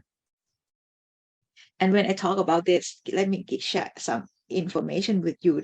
This paper has been widely recognized, and the author got acceptance wherever she sent the paper to. I mean, in terms of presentation as well, to give talks at conference, right? Because sometimes most of the time people overlook this particular group of learners, right? You need to show your understanding of what has been going on in the field as well, not just particular situation of yours or general situation of what's going on outside classroom, inside classroom, but in terms of empirical evidence, in terms of theoretical development, concepts, that people discuss, you need to show it a little bit. I said a little bit because it's paper, right? It's manuscript. You don't have enough space to mention everything that is related to your topic. But at least you have to show that you understand what has been going on in the field, what previous research has been conducted by the researchers, right? If you talk about out of class language learning, who are the key players? Who are the gurus, the experts in about this, right? So if you talk about move analysis, we mentioned Swell, for example, right? If we talk about learning strategies, we mentioned Rebecca Oxford, something like that. So you have to mention that, okay, you understand the theoretical development of the topic as well. So just briefly, right? Don't forget this, right? You need some citations. You need some organized collection of research and theories, right? And of course, you have to explain, you have to show your readers why your study is needed, right? So you have to indicate an area that is not treated in the previous literature, right? But it's important from the point of view, right? You work, right? Why more research needs to be conducted in this area. Lots of studies have been conducted on out-of-class language learning, right, of students. Because we know that exposure to the target language inside classes for 3 hours a week is not enough, right? They need extra exposure outside class. We have to work on how to increase the out-of-class language learning. But we talk, most of the times, people talk about mainstream students in school, right? And most of the times, right, underserved students in the slum areas are overlooked. So that's why you point out the gap, right, in the existing body of knowledge, right? There are 3 ways of doing this, actually, right? You can mention that it's something, right, that the research field, right, research findings, reported evidence that you have, right, or findings from previous research are still contradictory. So you don't know what to do, who to believe, right? On the one hand, researchers say that watching TV is good for language development. Students need extra exposure, especially students in Thailand, right? They need extra exposure to the target language, and we don't have English everywhere around us outside classroom, so they need to watch TV. That would give them extra exposure. At the same time, people say that watching TV is detrimental to language learning. Students may develop errors, may learn something they should not learn. And once they become error, if they use it a lot, it becomes fossilized. And once those errors become fossilized, it would be very difficult to correct by teachers or something, right? There's still 2 sides of the argument, right? Sometimes, on the one hand, they said, if you want to develop students' writing ability, you need to grade their work. You have to use lots of red pen, right? The red pen technique, right? Right? You should use your red pen to grade the students' work, write down all the mistakes, make corrections, and hope students will learn from that. On the other hand, right, researchers say that nobody would care. Students just look at the score, right? They don't care about the correction you gave them. They don't care about the mistakes. They want to know the score, and then they just maybe throw it away. They throw the whole paper away or something, right? So you don't know. So that's why your researchers need that. You are going to conduct study to try in your search to find further evidence. So your gap has to be clear, right? Or it has to be in addition to contradictory findings, right? another kind of research gap is that it's an extension, right? Extension of what we have already known. Before Facebook, for example, right? Before Facebook, we said, okay, teachers should give synchronous feedback to the students, right? But so once we have Facebook, okay, now people have not used, because without technology like Facebook, for example, right? Students would always get synchronous feedback from the teachers. And now we want to look at asynchronous feedback. Student post something. 2 hours later, one teachers gave comment and feedback. 30 minutes later, another student stopped by, right, gave feedback. Okay, this is something that did not exist before the technology. So that's why the study is needed to look at asynchronous feedback provision by teachers and peers, or for something like this. It's something that it's a kind of an extension, right, of what we already knew, but then it may be we need further evidence, different ways of looking at that. So that's maybe another gap that you can point out, right? Or it's something totally new, right? And then it's a special situation like COVID-19, right? Okay, for example, I myself, right,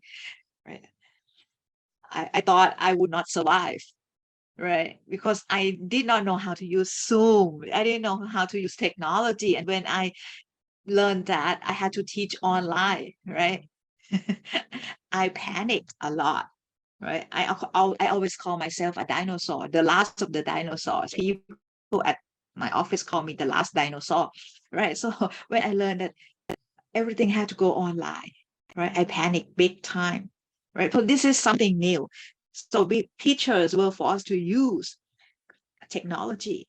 Everyone, right, need to learn how to use Zoom, how to use, like, record their PowerPoint with voiceover or something to help the students in one way or another. So this is another gap. It had never existed before in the field of language teaching, when every teacher need to know something about technology in order to survive. Right? In the old days at Cooley, I give you the same example. When we want to experiment on constructivism, there would be some teacher who said, no, I don't care. You can say anything you want. You can tell us to do anything you want. But once I enter my own classroom, I do it my way. So no matter how much you want to encourage constructivism, I would just use grammar translation, right? That's possible, but not with the arrival of COVID-19 pandemic. Everyone, like it or not, had to learn how to use Zoom teaching to survive. So that's another gap. So there are 3 ways of writing your gap in the existing body of research, and you have to make it clear. Without the gap, it means your study is not important at all, right? You may be interested. It may be something that you are interested in, you want to find out, but if there's no gap, there's no impact, there's no significance for others, you may still conduct literature review and collect data to satisfy your own personal interest. But you may not be able to share it to the whole world, right? Because nobody might want to publish it because there's no gap, there's no impact, there's no significance. So you have to be able to find the significance of your study, right? Which means a gap. If it's if you cannot find a gap, right? It's mean probably it's not important, or probably everyone already know this, right? For my master's student, right, they don't have to conduct experimental research or mixed method research or qualitative research. They can conduct survey for the IS or their master's thesis. Lots of students are interested in the needs analysis. It's still important, needs analysis, but you have to be able to find a gap, right, in the kind of needs analysis that you want to study.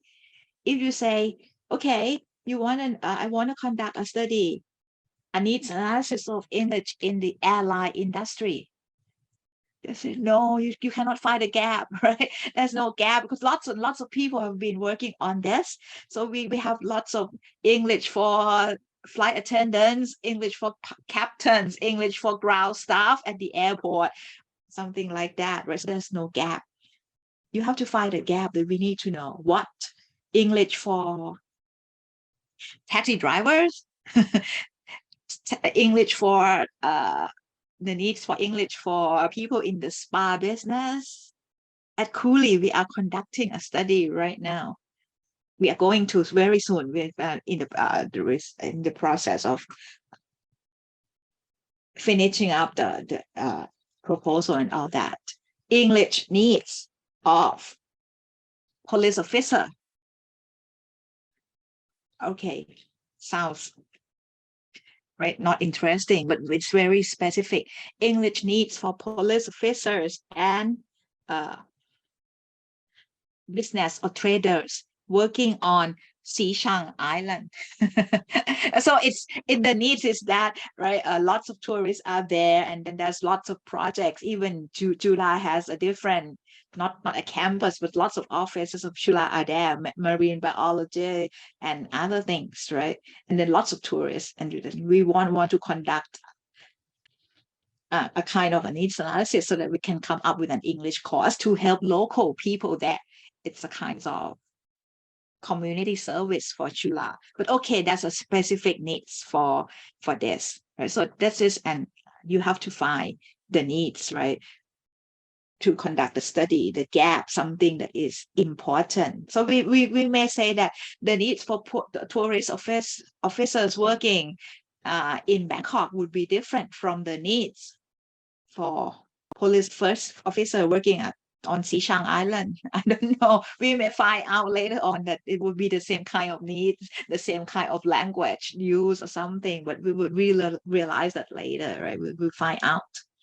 So maybe they'll learn. They need something to discuss about, well, I don't know, travels on boats or ships, or how to help tourists who have accidents, water accident in the sea or something. But a gap is always important. Keep in mind that if you cannot clearly state the gap, then it very likely that your paper would be rejected for lack of impact.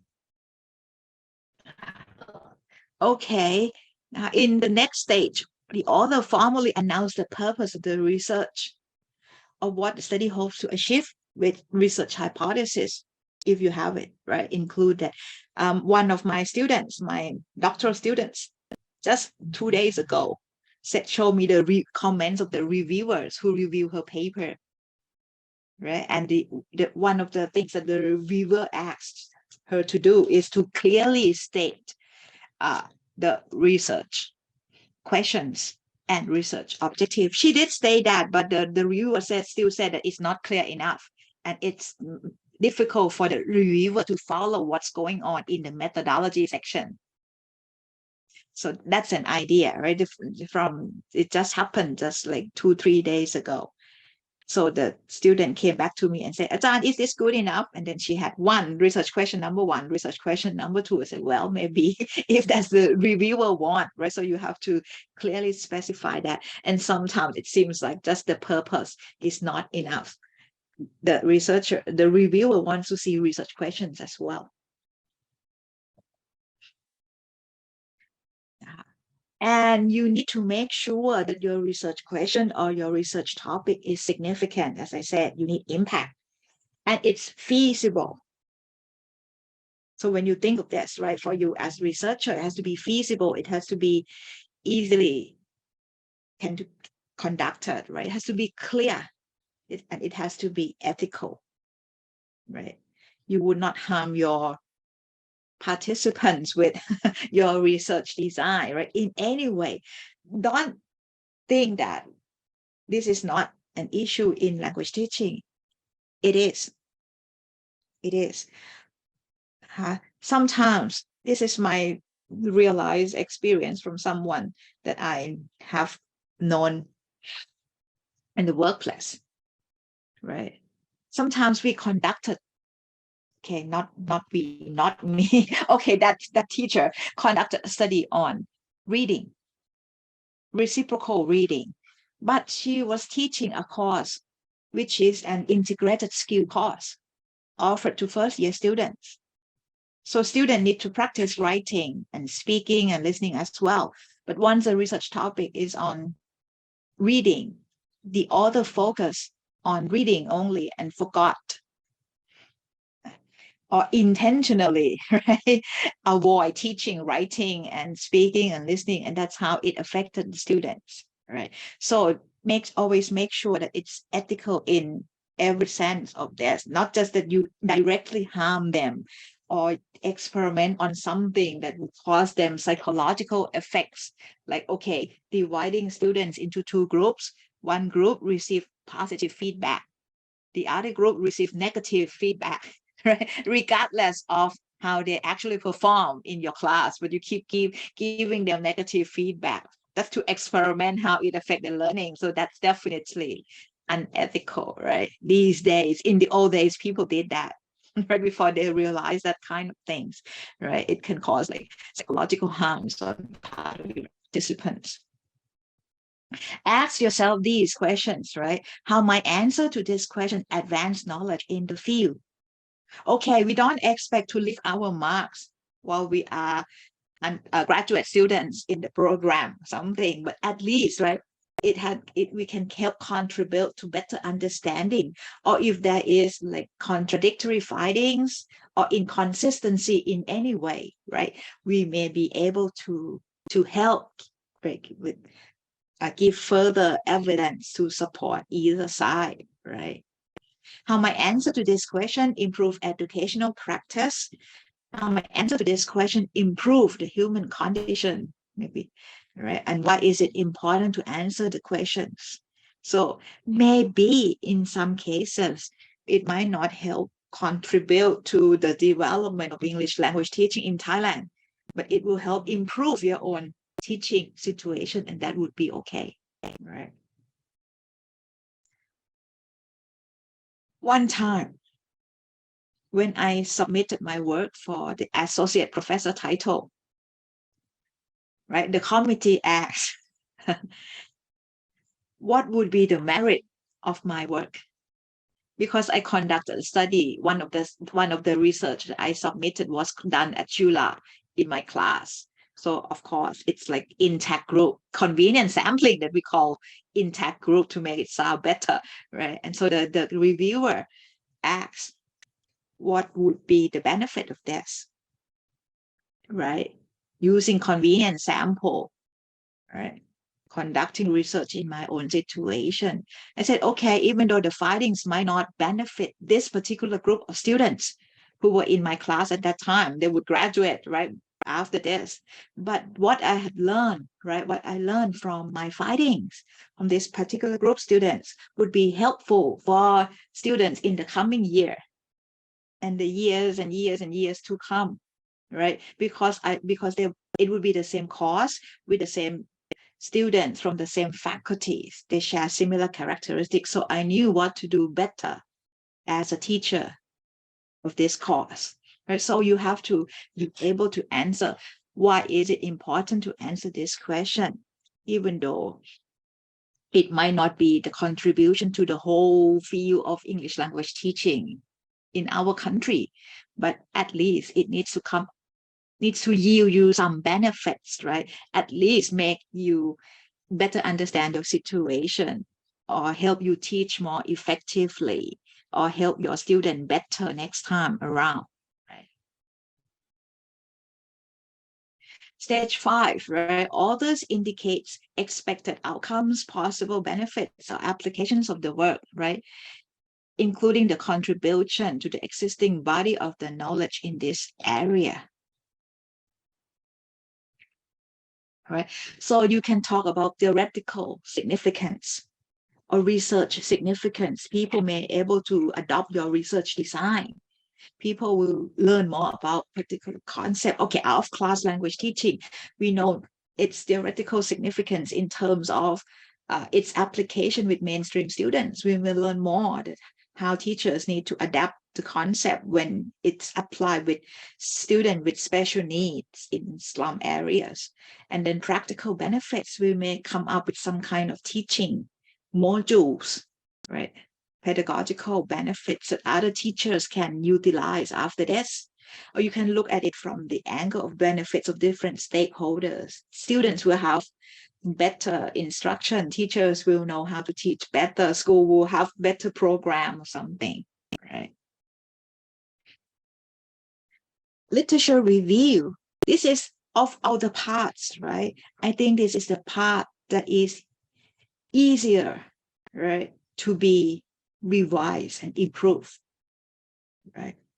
You cannot go back and revise your methodology section, right? You have to conduct a new study, right? If there's flaws in the methodology section, but the literature review section is the easiest part to revise. You tell a suitable story about the relevant previous work, right? So you have to show the readers, right, how your study is situated within earlier publication, how you build upon what has already been published, or how you deviate or depart from earlier publications, right? And how much you know about the topic, how well you have done your homework, right? If you say that very few research studies have been conducted on this because you didn't look far and wide enough, right? And people can, no, lots of people have been working on this. You have to go outside your library. You have to search more, right? So you have to show them that you have done your homework. You know what's been going on. You know what's been missing. And that's why you want to conduct this study to help contribute, right, to what has already been known. You will tell them a little bit more from your research findings. So this is the part, right, that you show them how well you have prepared yourself for the study. It's important, but it's easier to correct. So go back and read more, right? And actually, it's a starting point, right? Like for my students, when they come up with a topic, when we discuss the topic, right, of the study, what kind of study we should conduct, I always tell them, conduct literature review first to see what's been going on in the field. Look at recent publications. What would be the themes of the journal, prominent journals in the field, right? This is another thing. As a graduate student, you have to know which journals are reliable, right? Okay, TESOL Quarterly, Modern Language Journal, or more regional like ELT journals or Asia TOEFL, right? Systems. You have to know which one are reliable sources, right? Which one are not so reliable, right? And okay, now that I talk a little bit about the journal, right? Choosing journals wisely help you a lot, especially when you are faculty members, right? And you want to ask for academic promotion, right? The assistant professor titles and academic associate professor titles. The committee, right, would look at the journals as well. What kind of journals you have published with, right? It tells a lot about the quality of your work. So you conduct literature review, right? And you have to focus on both summarization and synthesis of the arguments and ideas of others. The problem is most of the time, my students ends at summarization. And I have to tell them, go back. I don't need just summarization. Summarizations mean they just look at other people's work and say, okay, what they did, what they found out, right? I need synthesis. If just summarization, I can do it. I can Google all these papers. I can read them myself. I don't need to read your dissertations or your manuscript to find out about these. But what we are looking for is the synthesis. Synthesis means what you have learned from your summarization, from the papers that you have chosen. Not just summarize what they did, but then you have to tell us what you learned, your own voice. This is what we are looking for. We can conduct summary review by ourselves on our own. We want to know what you think about this, right? We want to know what's your argument, what you think. And one of my students said, "Who am I?" She said that long ago, right? She said that long ago. So I remember that she cited Professor David Noonan as an example. That's Professor Noonan. He said this, "Who am I? I am just a student. How can I argue? How can I have different opinions from Professor David Noonan?" And I say, yes, you can. You don't have to say that he is wrong, but what he said may be applicable in his situation in the ESL setting. If you find that it might not be so applicable in your own EFL situation, you just say so. It's fine. It's okay to have argument. So, okay, I'm nobody and he's the big name. I cannot argue. You can always argue. I mean, theoretically, right? In terms academically, right? So we can just say, okay, Noonan said this.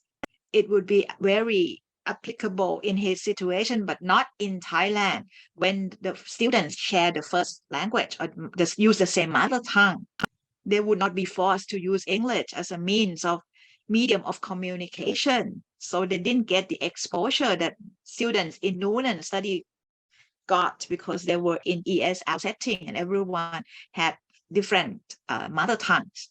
You can always make your point that what is okay, what is not okay in your situation. It's not that it's not a personal attack on any researcher or scholars, but we just look at how the ideas that they propose can be applicable in our situation or not, and not always, right? They are not always readily applicable because of difference in cultural backgrounds, context of the teaching, and so many things, even school regulations. So what we are looking for is your synthesis. Always remember, you need to show your own voice, what you have learned, what you think about all the works that you cite. You have to show how these work, right, relevant to your study. So it's a foundation, right, that you are going to discuss later on. If you look at the idea of constructivism and say that, okay, it's like this, people have been working on this and found that it's okay. Once you apply it in Cooley and you found that it failed miserably, right? You can say that, but then it's like from your research perspective, we are not attacking anybody, we just share, right? Share what we have learned, what we have found out, but you need to have your own voice all the time, right? You can critique. We are not, it's not personal attack. It's not personal criticism. You just critique the idea, right? Whether it works or it does not work. And people do that all the time, right? I still remember the best conference ever that I attended. It's a ELC conference in Singapore about 20 years ago. Stephen Krashen was on stage presenting his idea, like, you remember that exposure to comprehensible input, I+1 theory student. Professor Paul Nation was one of the audience. Whatever Krashen said, Noonan shouted back to Stephen Krashen on the stage, showing his argument, his point of view. It's just kind of a fight in terms of ideas and concepts and personal beliefs of the researchers. And after that, when it ended, Professor Krashen came down from the stage and they went to a meal together as a friend, as friends, right? There's no personal, it's not personal attacks, but just a kind of sharing of ideas. So it's okay to do that, right? Even though we are nobody, right? We just present our point of view and express how we think it's work or might not work in our situation. You have to learn to recognize what kind of evidence is relevant and essential for validation of argument that you are going to make. Remember, you will need to use the information in the literature review again, right? In the discussion section, you have to come back and reuse, recycle, right? Reutilize the information here in the literature review. So make sure that it's something that's useful and relevant to your discussion as well, right? Don't just add anything into it to make it long. Doesn't help. I learned that, okay, we learn from experience. When I was a doctoral student, I want my, okay, it was wrong, so wrong, but I want my dissertation to look thick, right? I think it would be impressive to have very thick dissertation. So I have a very long literature review, right? I was so naive. I was clueless back then, right? So I wrote a lot, put so many things in it. I even talk about Anna, Mrs. Anna Leonowens and the King of Siam when English first reached the shore of Siam in the reign of King Mongkut or something, right? Very embarrassing now, right? But that's the idea. So it doesn't have to be long to make it impressive. You need to keep this in mind. It doesn't have to be long, but it has to be straight to the point. And most importantly, it needs to show your points, express your standpoint, show your opinions, your synthesis, your critical review, right? Most of the time, my students end at summary review, but we want both. We want to hear your voice, want to learn what you think. So you look at critical review, which means you have to look at the breadth of different pieces of work, right? How wide a range of possible subject matter defined by the research questions or objective do different studies cover? You have to look at the depth of different pieces. These are the things that you can discuss when you are coming up with a critical review, right? Relevance of each study to the study-specific questions, because you just don't cite any study that seems to have the same topic as yours, right? It has to have some kind of relevance to your study. It may talk about, okay, perceived self-efficacy. It may look at out-of-class language learning for special needs students or minority groups or whatever. It has to have some kind of relevance, right? So you have to ask yourself, how much of the subject matter that the study focuses on, different study covers, are subject missed out in different sources, right? And are the research methods adopted in one source, right, more useful in answering the research question than those, right, adopted in another source, another review? And then you have to look at the gap in the form of relevant questions, right, that do not appear to have been tackled by other authors. Anything that's been missing, look for contradictions and inconsistency. This is the key, right? We have to welcome contradiction and inconsistency. Most of the time, students always look for similarities, conformity, to feel, oh, I'm okay. If other people have been doing this and I do the same, I will be fine. I will be safe, which is not always the case, right? And it's boring. It doesn't make your study interesting. So always look for contradictions and inconsistencies, both within a single study and as a result of making comparison between work of different authors. And then in the discussion section, these contradictions and inconsistency, right, will help increase the quality of your discussion, not similarities.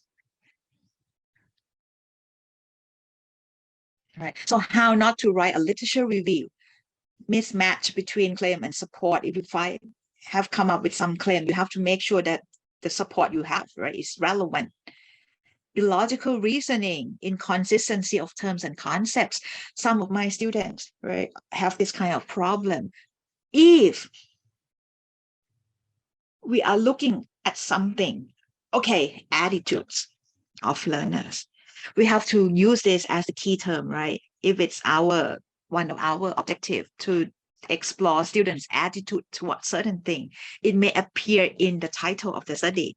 Okay, the title of the study has to conclude all the key terms, right? And then you have to define the terms. And once you define the terms, you have to be consistent. Later on, you cannot call it opinion or perspectives, right? You have to stick to the word attitudes, right? Once you call it attitudes, it has to always be attitudes. If you call it language writing, English writing skill, it has to be English writing skill from the beginning, which means from the title to the end, not writing skill here, writing ability there, writing proficiency at another page, right? You have to always stick to the same terms, because you already give it specific definition and meaning in your literature definition of key terms section, right? You have to define the terms, and once you define it, you have to stick to it. You cannot change opinions to attitudes, even though we may find it pretty much the same thing. Asking students what they think about this and that, can we call it attitude here, opinion there? No.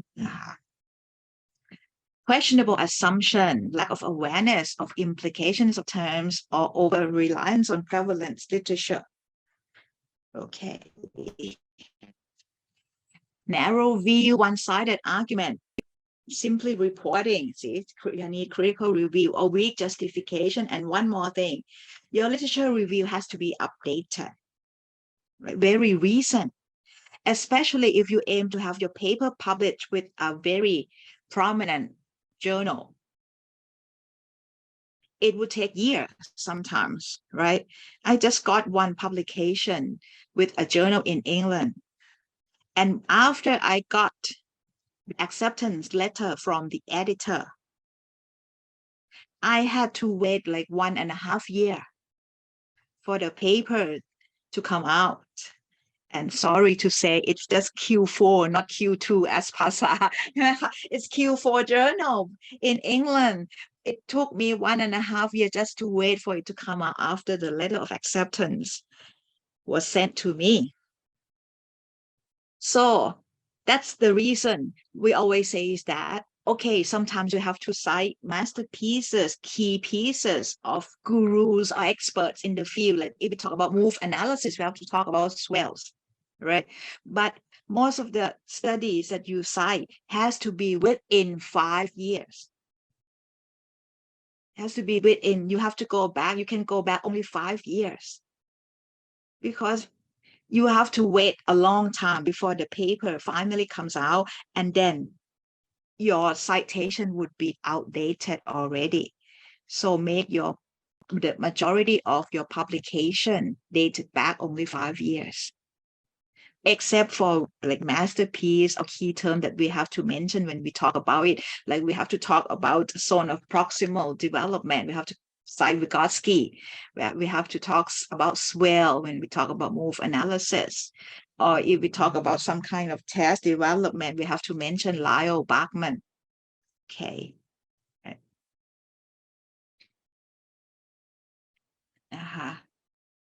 And then select studies. These are practical guidelines for carrying out a literature review. Select studies that relate most directly to your study and tie together results of the studies so that the relevance is clear. You have to point out similarities and difference between studies.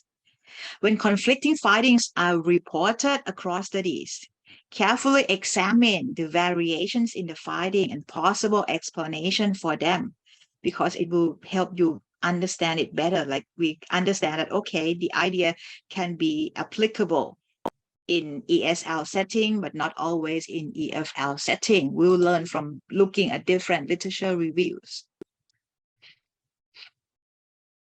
And organize the review according to the major points relevant to the problem, and note the relative importance of result from the studies that you review. And always provide the closure for the section by providing a summary and pulling together the most important point. My students, especially the related research or related study section, my students always begin with, okay, Smith, 2003, blah, blah, blah, another study in another paragraph, another study in the next paragraph, and then that's it. You end it just like that and move on to a different heading, different section. Never do that. Always end every section in your dissertation and also your literature review in the paper with your own summary, your own synthesis. Show the reader what you have learned, why you talk about these studies, why you cite them. You have to come up with something. Okay, the methodology sections. The methodology sections just includes clear and precise description of how the study was conducted and why. Specific research design and collection procedures were chosen. You can be longer when you write a thesis, and then you have to be more concise when you write paper or manuscript for publication, right? But you still need to tell the reader clearly what you did and why you did that. I always tell my students, do whatever you want to do, as long as you are able to give justification, which means they have to be able to explain why specific design or methodology, right, is chosen.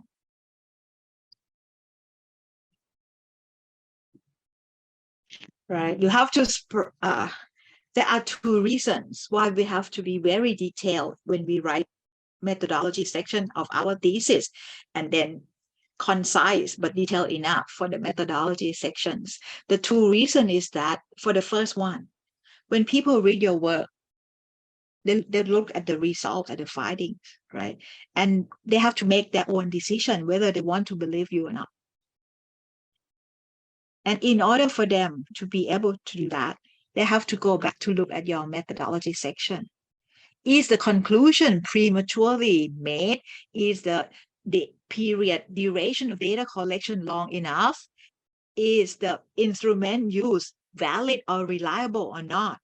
Right? They have to go back to your methodology section first. Is the sample size large enough, appropriately chosen? Right? They have to go back to the methodology section to decide. If they think that you design your study very well, okay, then they would believe your findings. The second reason is that you need to make it clear so that other researchers who want to replicate your studies because they have the same interest should be able to do that using your research report or thesis or paper as a manual, right? Provided that they have similar available resources, time, money, energy, they should be able to replicate your study, right? By looking at your methodology sections. It has to be clear enough for them. So that's the reason, two reasons why you need to make it clear. So you talk about study design, right? Population, sample, sampling method, sample size, and human subject protection. We don't have lots of space to elaborate on this in the manuscript, but at least if you have just mention something like the research proposal has been approved by the Institutional Review Board of the university, it shows that you understand, right, the convention, you understand the significance of human subject protection, right? You don't have to go into detail. You don't have to tell them approval code number, but it reflects to the readers that as the researchers, you are ethical researchers, right? The process of applying for approval from the IRB may vary, right? And at least everywhere, I think it is required now. Overseas, it was used for like as far back as like 2000, the year 2000, Y2K, right? I went to New Zealand to conduct study with a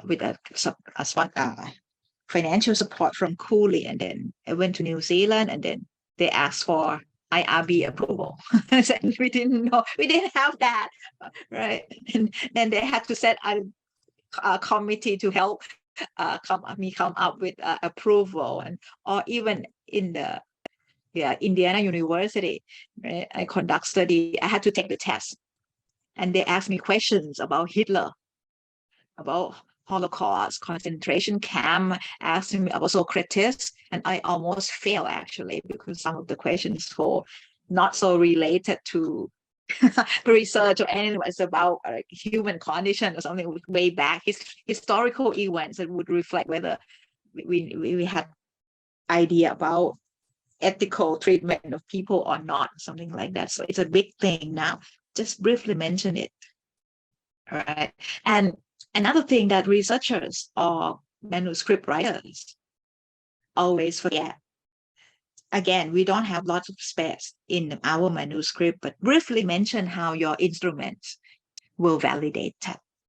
It shows that you have thorough understanding of research process, right? Most of the time people talk about development, right? You took it from somewhere, or you develop it based on supervision of your thesis advisor. But don't forget the validation part. It shows, again, your knowledge and expertise related to research, right? Okay, if you use instrument that is widely used, maybe you don't need to talk a lot about this. If you use, okay, Joy Reid's learning style preference questionnaire, people have been using it again and again and again, and then lots of information about its validity and reliability. Maybe you don't have to mention anything much. But if it's a newly developed instrument by you, right, you have to mention this. Okay, then you talk about data collection procedures, data analysis, right? Complete everything, right? Always write the method section in the past tense and provide enough detail that another researcher could replicate it, but focus on brevity because it's manuscript, and avoid unnecessary detail that is not relevant to the findings of your research later on when you present your research finding. And read through each section of the method section for agreement with other sections. Like if steps and procedures are mentioned in the method section, these elements should also be mentioned again in the result and discussion section. And for the results and or findings, right? State the result of findings. Okay, if it's paper, we may include interpretation because we don't have space. But if it's thesis chapters, right, we always separate the findings and the discussion, right, in different chapters. The result section should be arranged in a logical sequence, such as in the same sequence as the research question previously formulated and mentioned, right? And make sure all research questions, not research questions. Make sure all research questions are answered. Believe it or not, I came across this pretty often. Like researchers forgot to answer the last research question. Maybe it's about some minor objectives, right? Secondary objectives, but they had it anyway. And then they forgot because they focus on more important research questions. If you have research questions, you have to make sure all the research questions are answered and appropriately categorize and present the results, and use non-textual elements appropriately and effectively to further illustrate the findings. Like you don't have to have graphs and charts of all the items of your questionnaire, for example. You have to use it sparingly but effectively. So results do's means don't report background information, don't ignore negative or unexpected results. My students sometimes are worried if they come up with negative or unexpected results. They want to conform, they want to follow the majority of researchers in the field that they found out about in the literature review, right? I said, actually negative or unexpected results are more interesting. You can present something new, you can show your breadth and depth of discussion to make it meaningful. Don't include raw data or intermediate calculation. Don't show subjectivity in reporting findings. Your opinion can be expressed in the discussion, but not here. Don't present the same data or repeat the same information more than once. Right? Don't confuse the appropriately label your non-textual element, figure, table. Now, discussions of results of finding. This is the most important part. According to Professor Brian Partridge, he said, the decision to accept or reject any paper to be published with TESOL quarterly, right, depends largely on the discussion. He used the term, move the field forward. I always remember that. It has to contribute to something new. It might be the same topic, but the findings has to move the field forward, which means the finding has to, your discussion has to present something new, different perspective, different angles, right? When you look at the same findings. Don't report background information. Don't ignore negative. When discuss that, always look for something that it's not related, right? Sometimes not conform, right? Not similar to the mainstream. Okay, this is sorry, that's mixed up in the slide. Sorry. So you interpret the meaning of the results, right? And describe that their significance in light of what has already been known about the research topic that you investigate. So explain any new discovery or understanding about the research topic.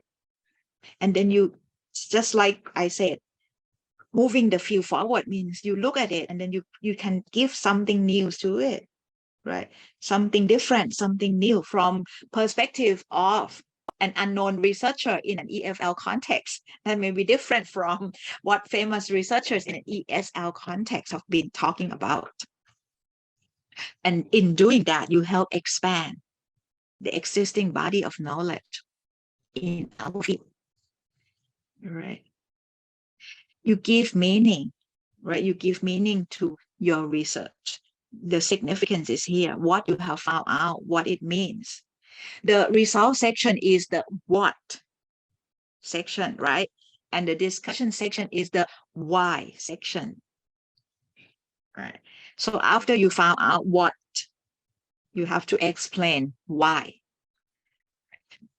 But since we are not authority, right, we have to rely on the discussions of other researchers or scholars, right, to support why.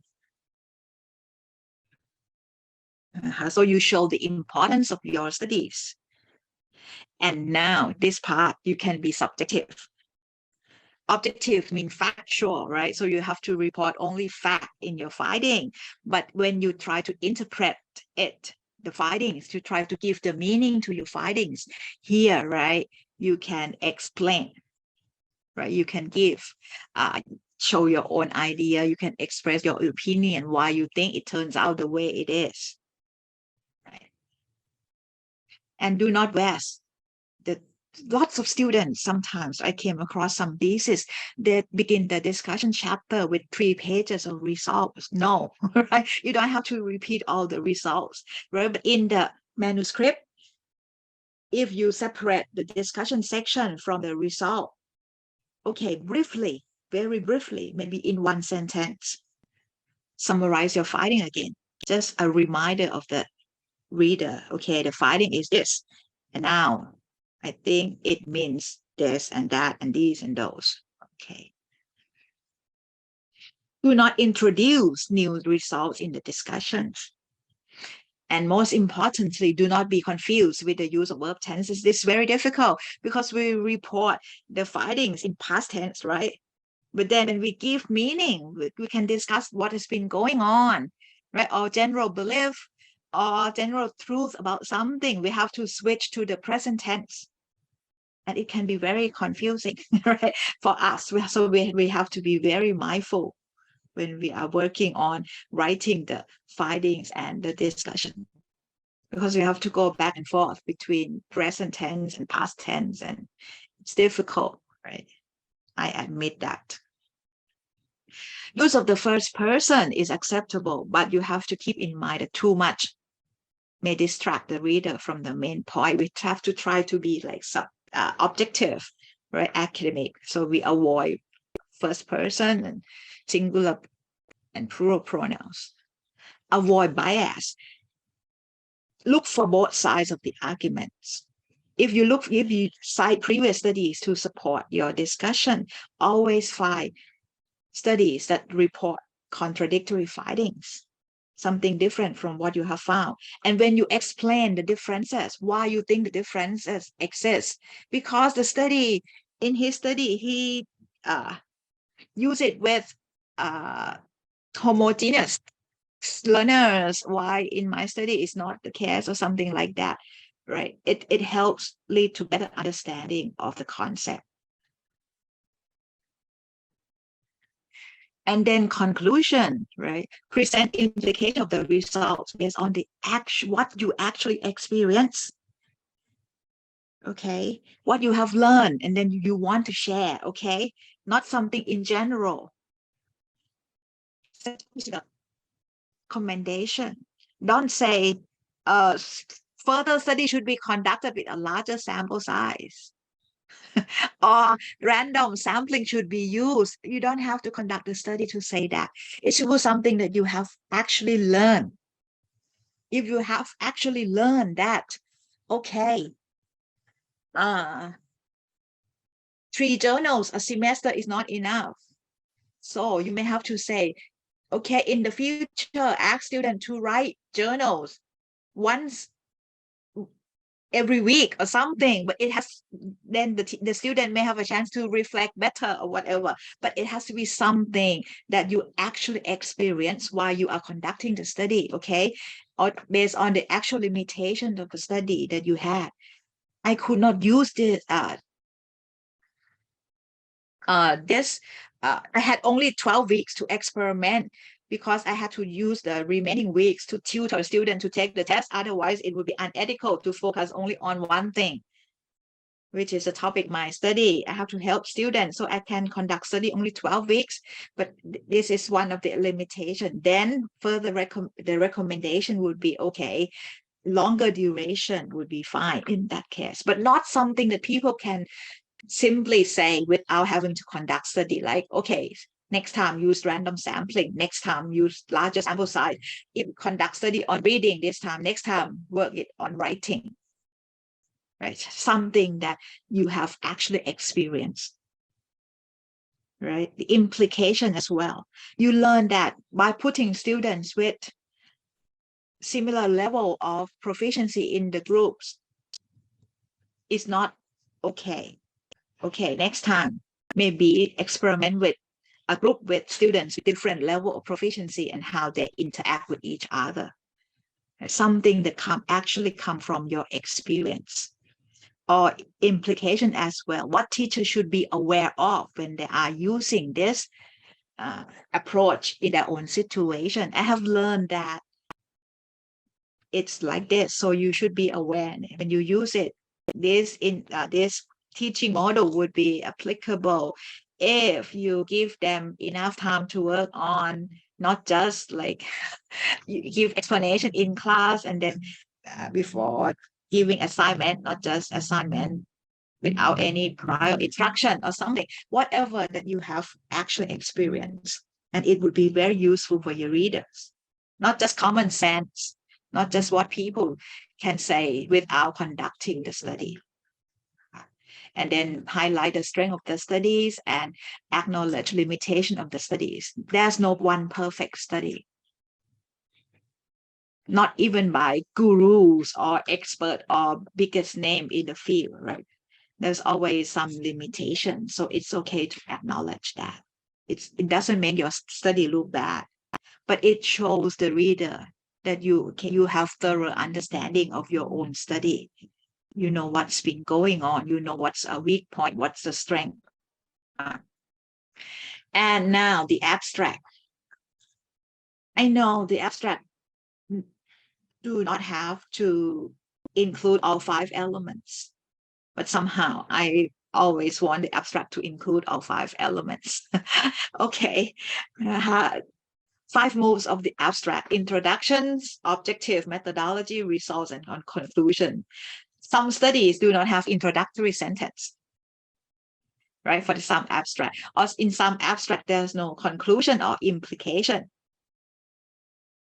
right? But for me, I always feel that the abstract would be complete if you have all 5 elements, 5 moves. One introductory sentence would suffice. You don't have to write long. One introductory sentence, one study objective, 1 or 2 methodologies, right?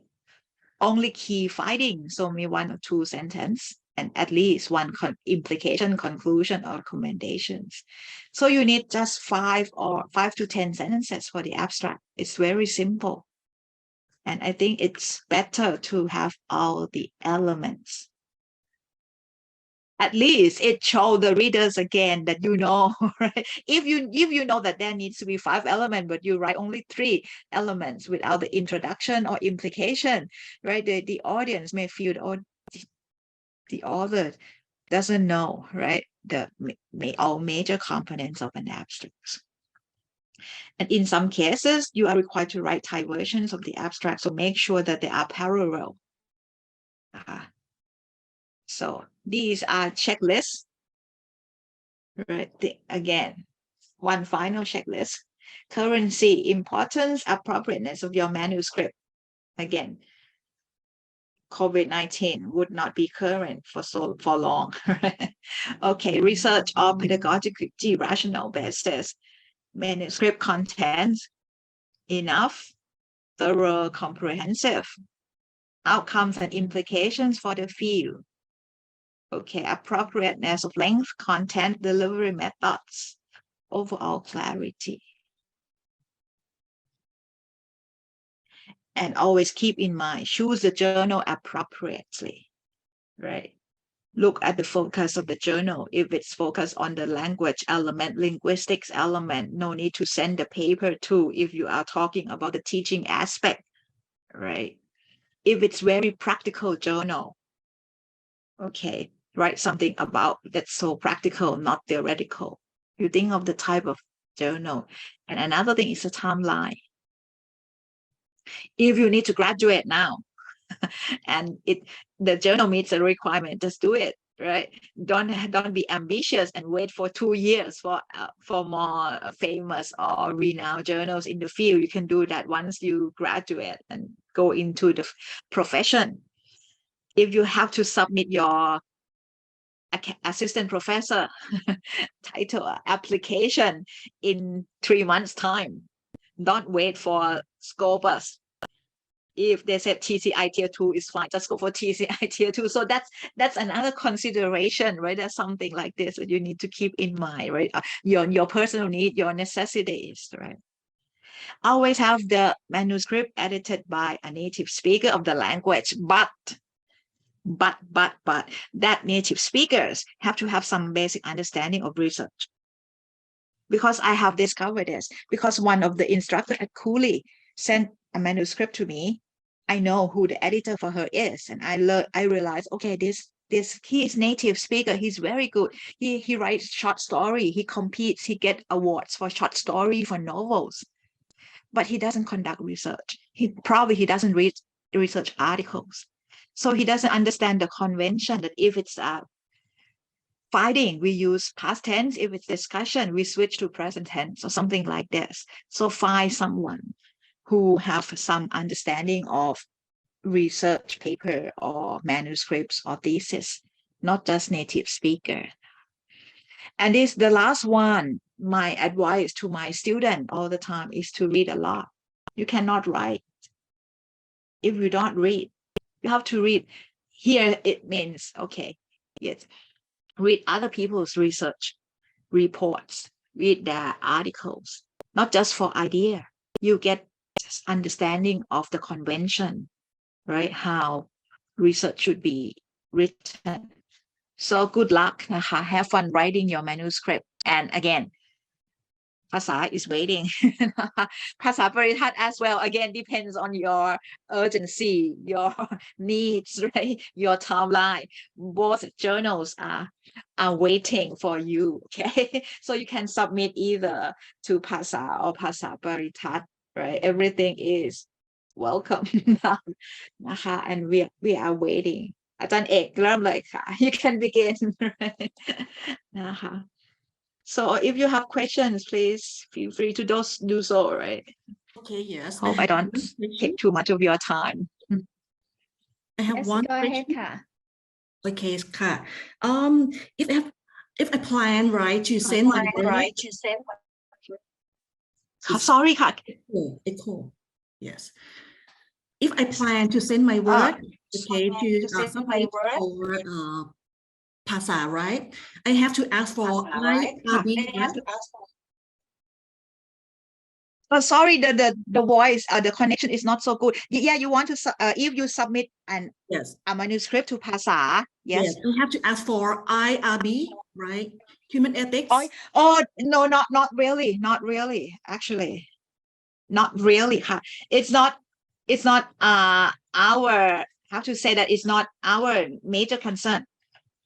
I mean, if you want to submit that to ask for your academic title and its requirement of the university, that's what I mean, right? But for Pasa, no, because most of the manuscript sent by overseas, right, writer from overseas, right, they don't mention this, and normally we don't do this. Probably part of it is that we assume that you have to have that before you. It's a normal practice now, but for Pasa, it's okay. We assume that you did that already, because otherwise you will not be able to use it for your publication, for your academic title or something later on, because you have to, at JULA, we have to show the approval code, right? But not in the manuscript that we publish, right? But in the application form, right? For the academic title, วจ01 or something like that. So Pasa, it's okay. You don't have to talk about IRB. Okay, thank you so much. And for my next question is, in your point of view, okay, what's the new trend of ELT or ESL or EFL that will be effect for the acceptance? Oh, actually, there's no specific topics. There's no specific topics, but of course, we look for something interesting, something new, right? Something that is not outdated, something with the gap. As long as you can show the significance of your study, it can be anything. Sometimes we publish things that we are not even talk about much in Thailand, but since we aim to be we are international journal, right? We talk about certain approach like TPAC that is very, very popular in Indonesia, right? It's not so popular or not in Thailand, of course, right? So there's no particular any one particular topic, but as long as you can show the gap, the significance, the impact of the paper, even though it's as I said, old topic that's been around for quite a while, but you can present new perspective, new discovery, new angle, new meaning to it, right? It will be okay. There's one teacher, as I said, try to talk about the term new normal, next normal. And then we said, okay, it's new, right? It's popular. People are talking about that, but it's not going to stand the test of time. Actually, it's probably a fad, if we can use the term. So there's no particular topic. We welcome everything. Okay, thank you so much. We look at the merit.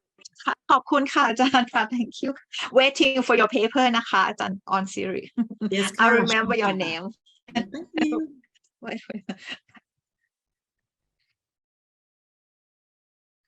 Any more questions?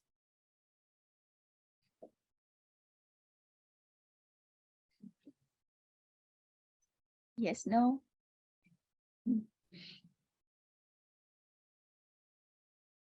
ค่ะมี any questions ค่ะ มีไหมคะ I Any think questions? and I give you my contact information นะคะ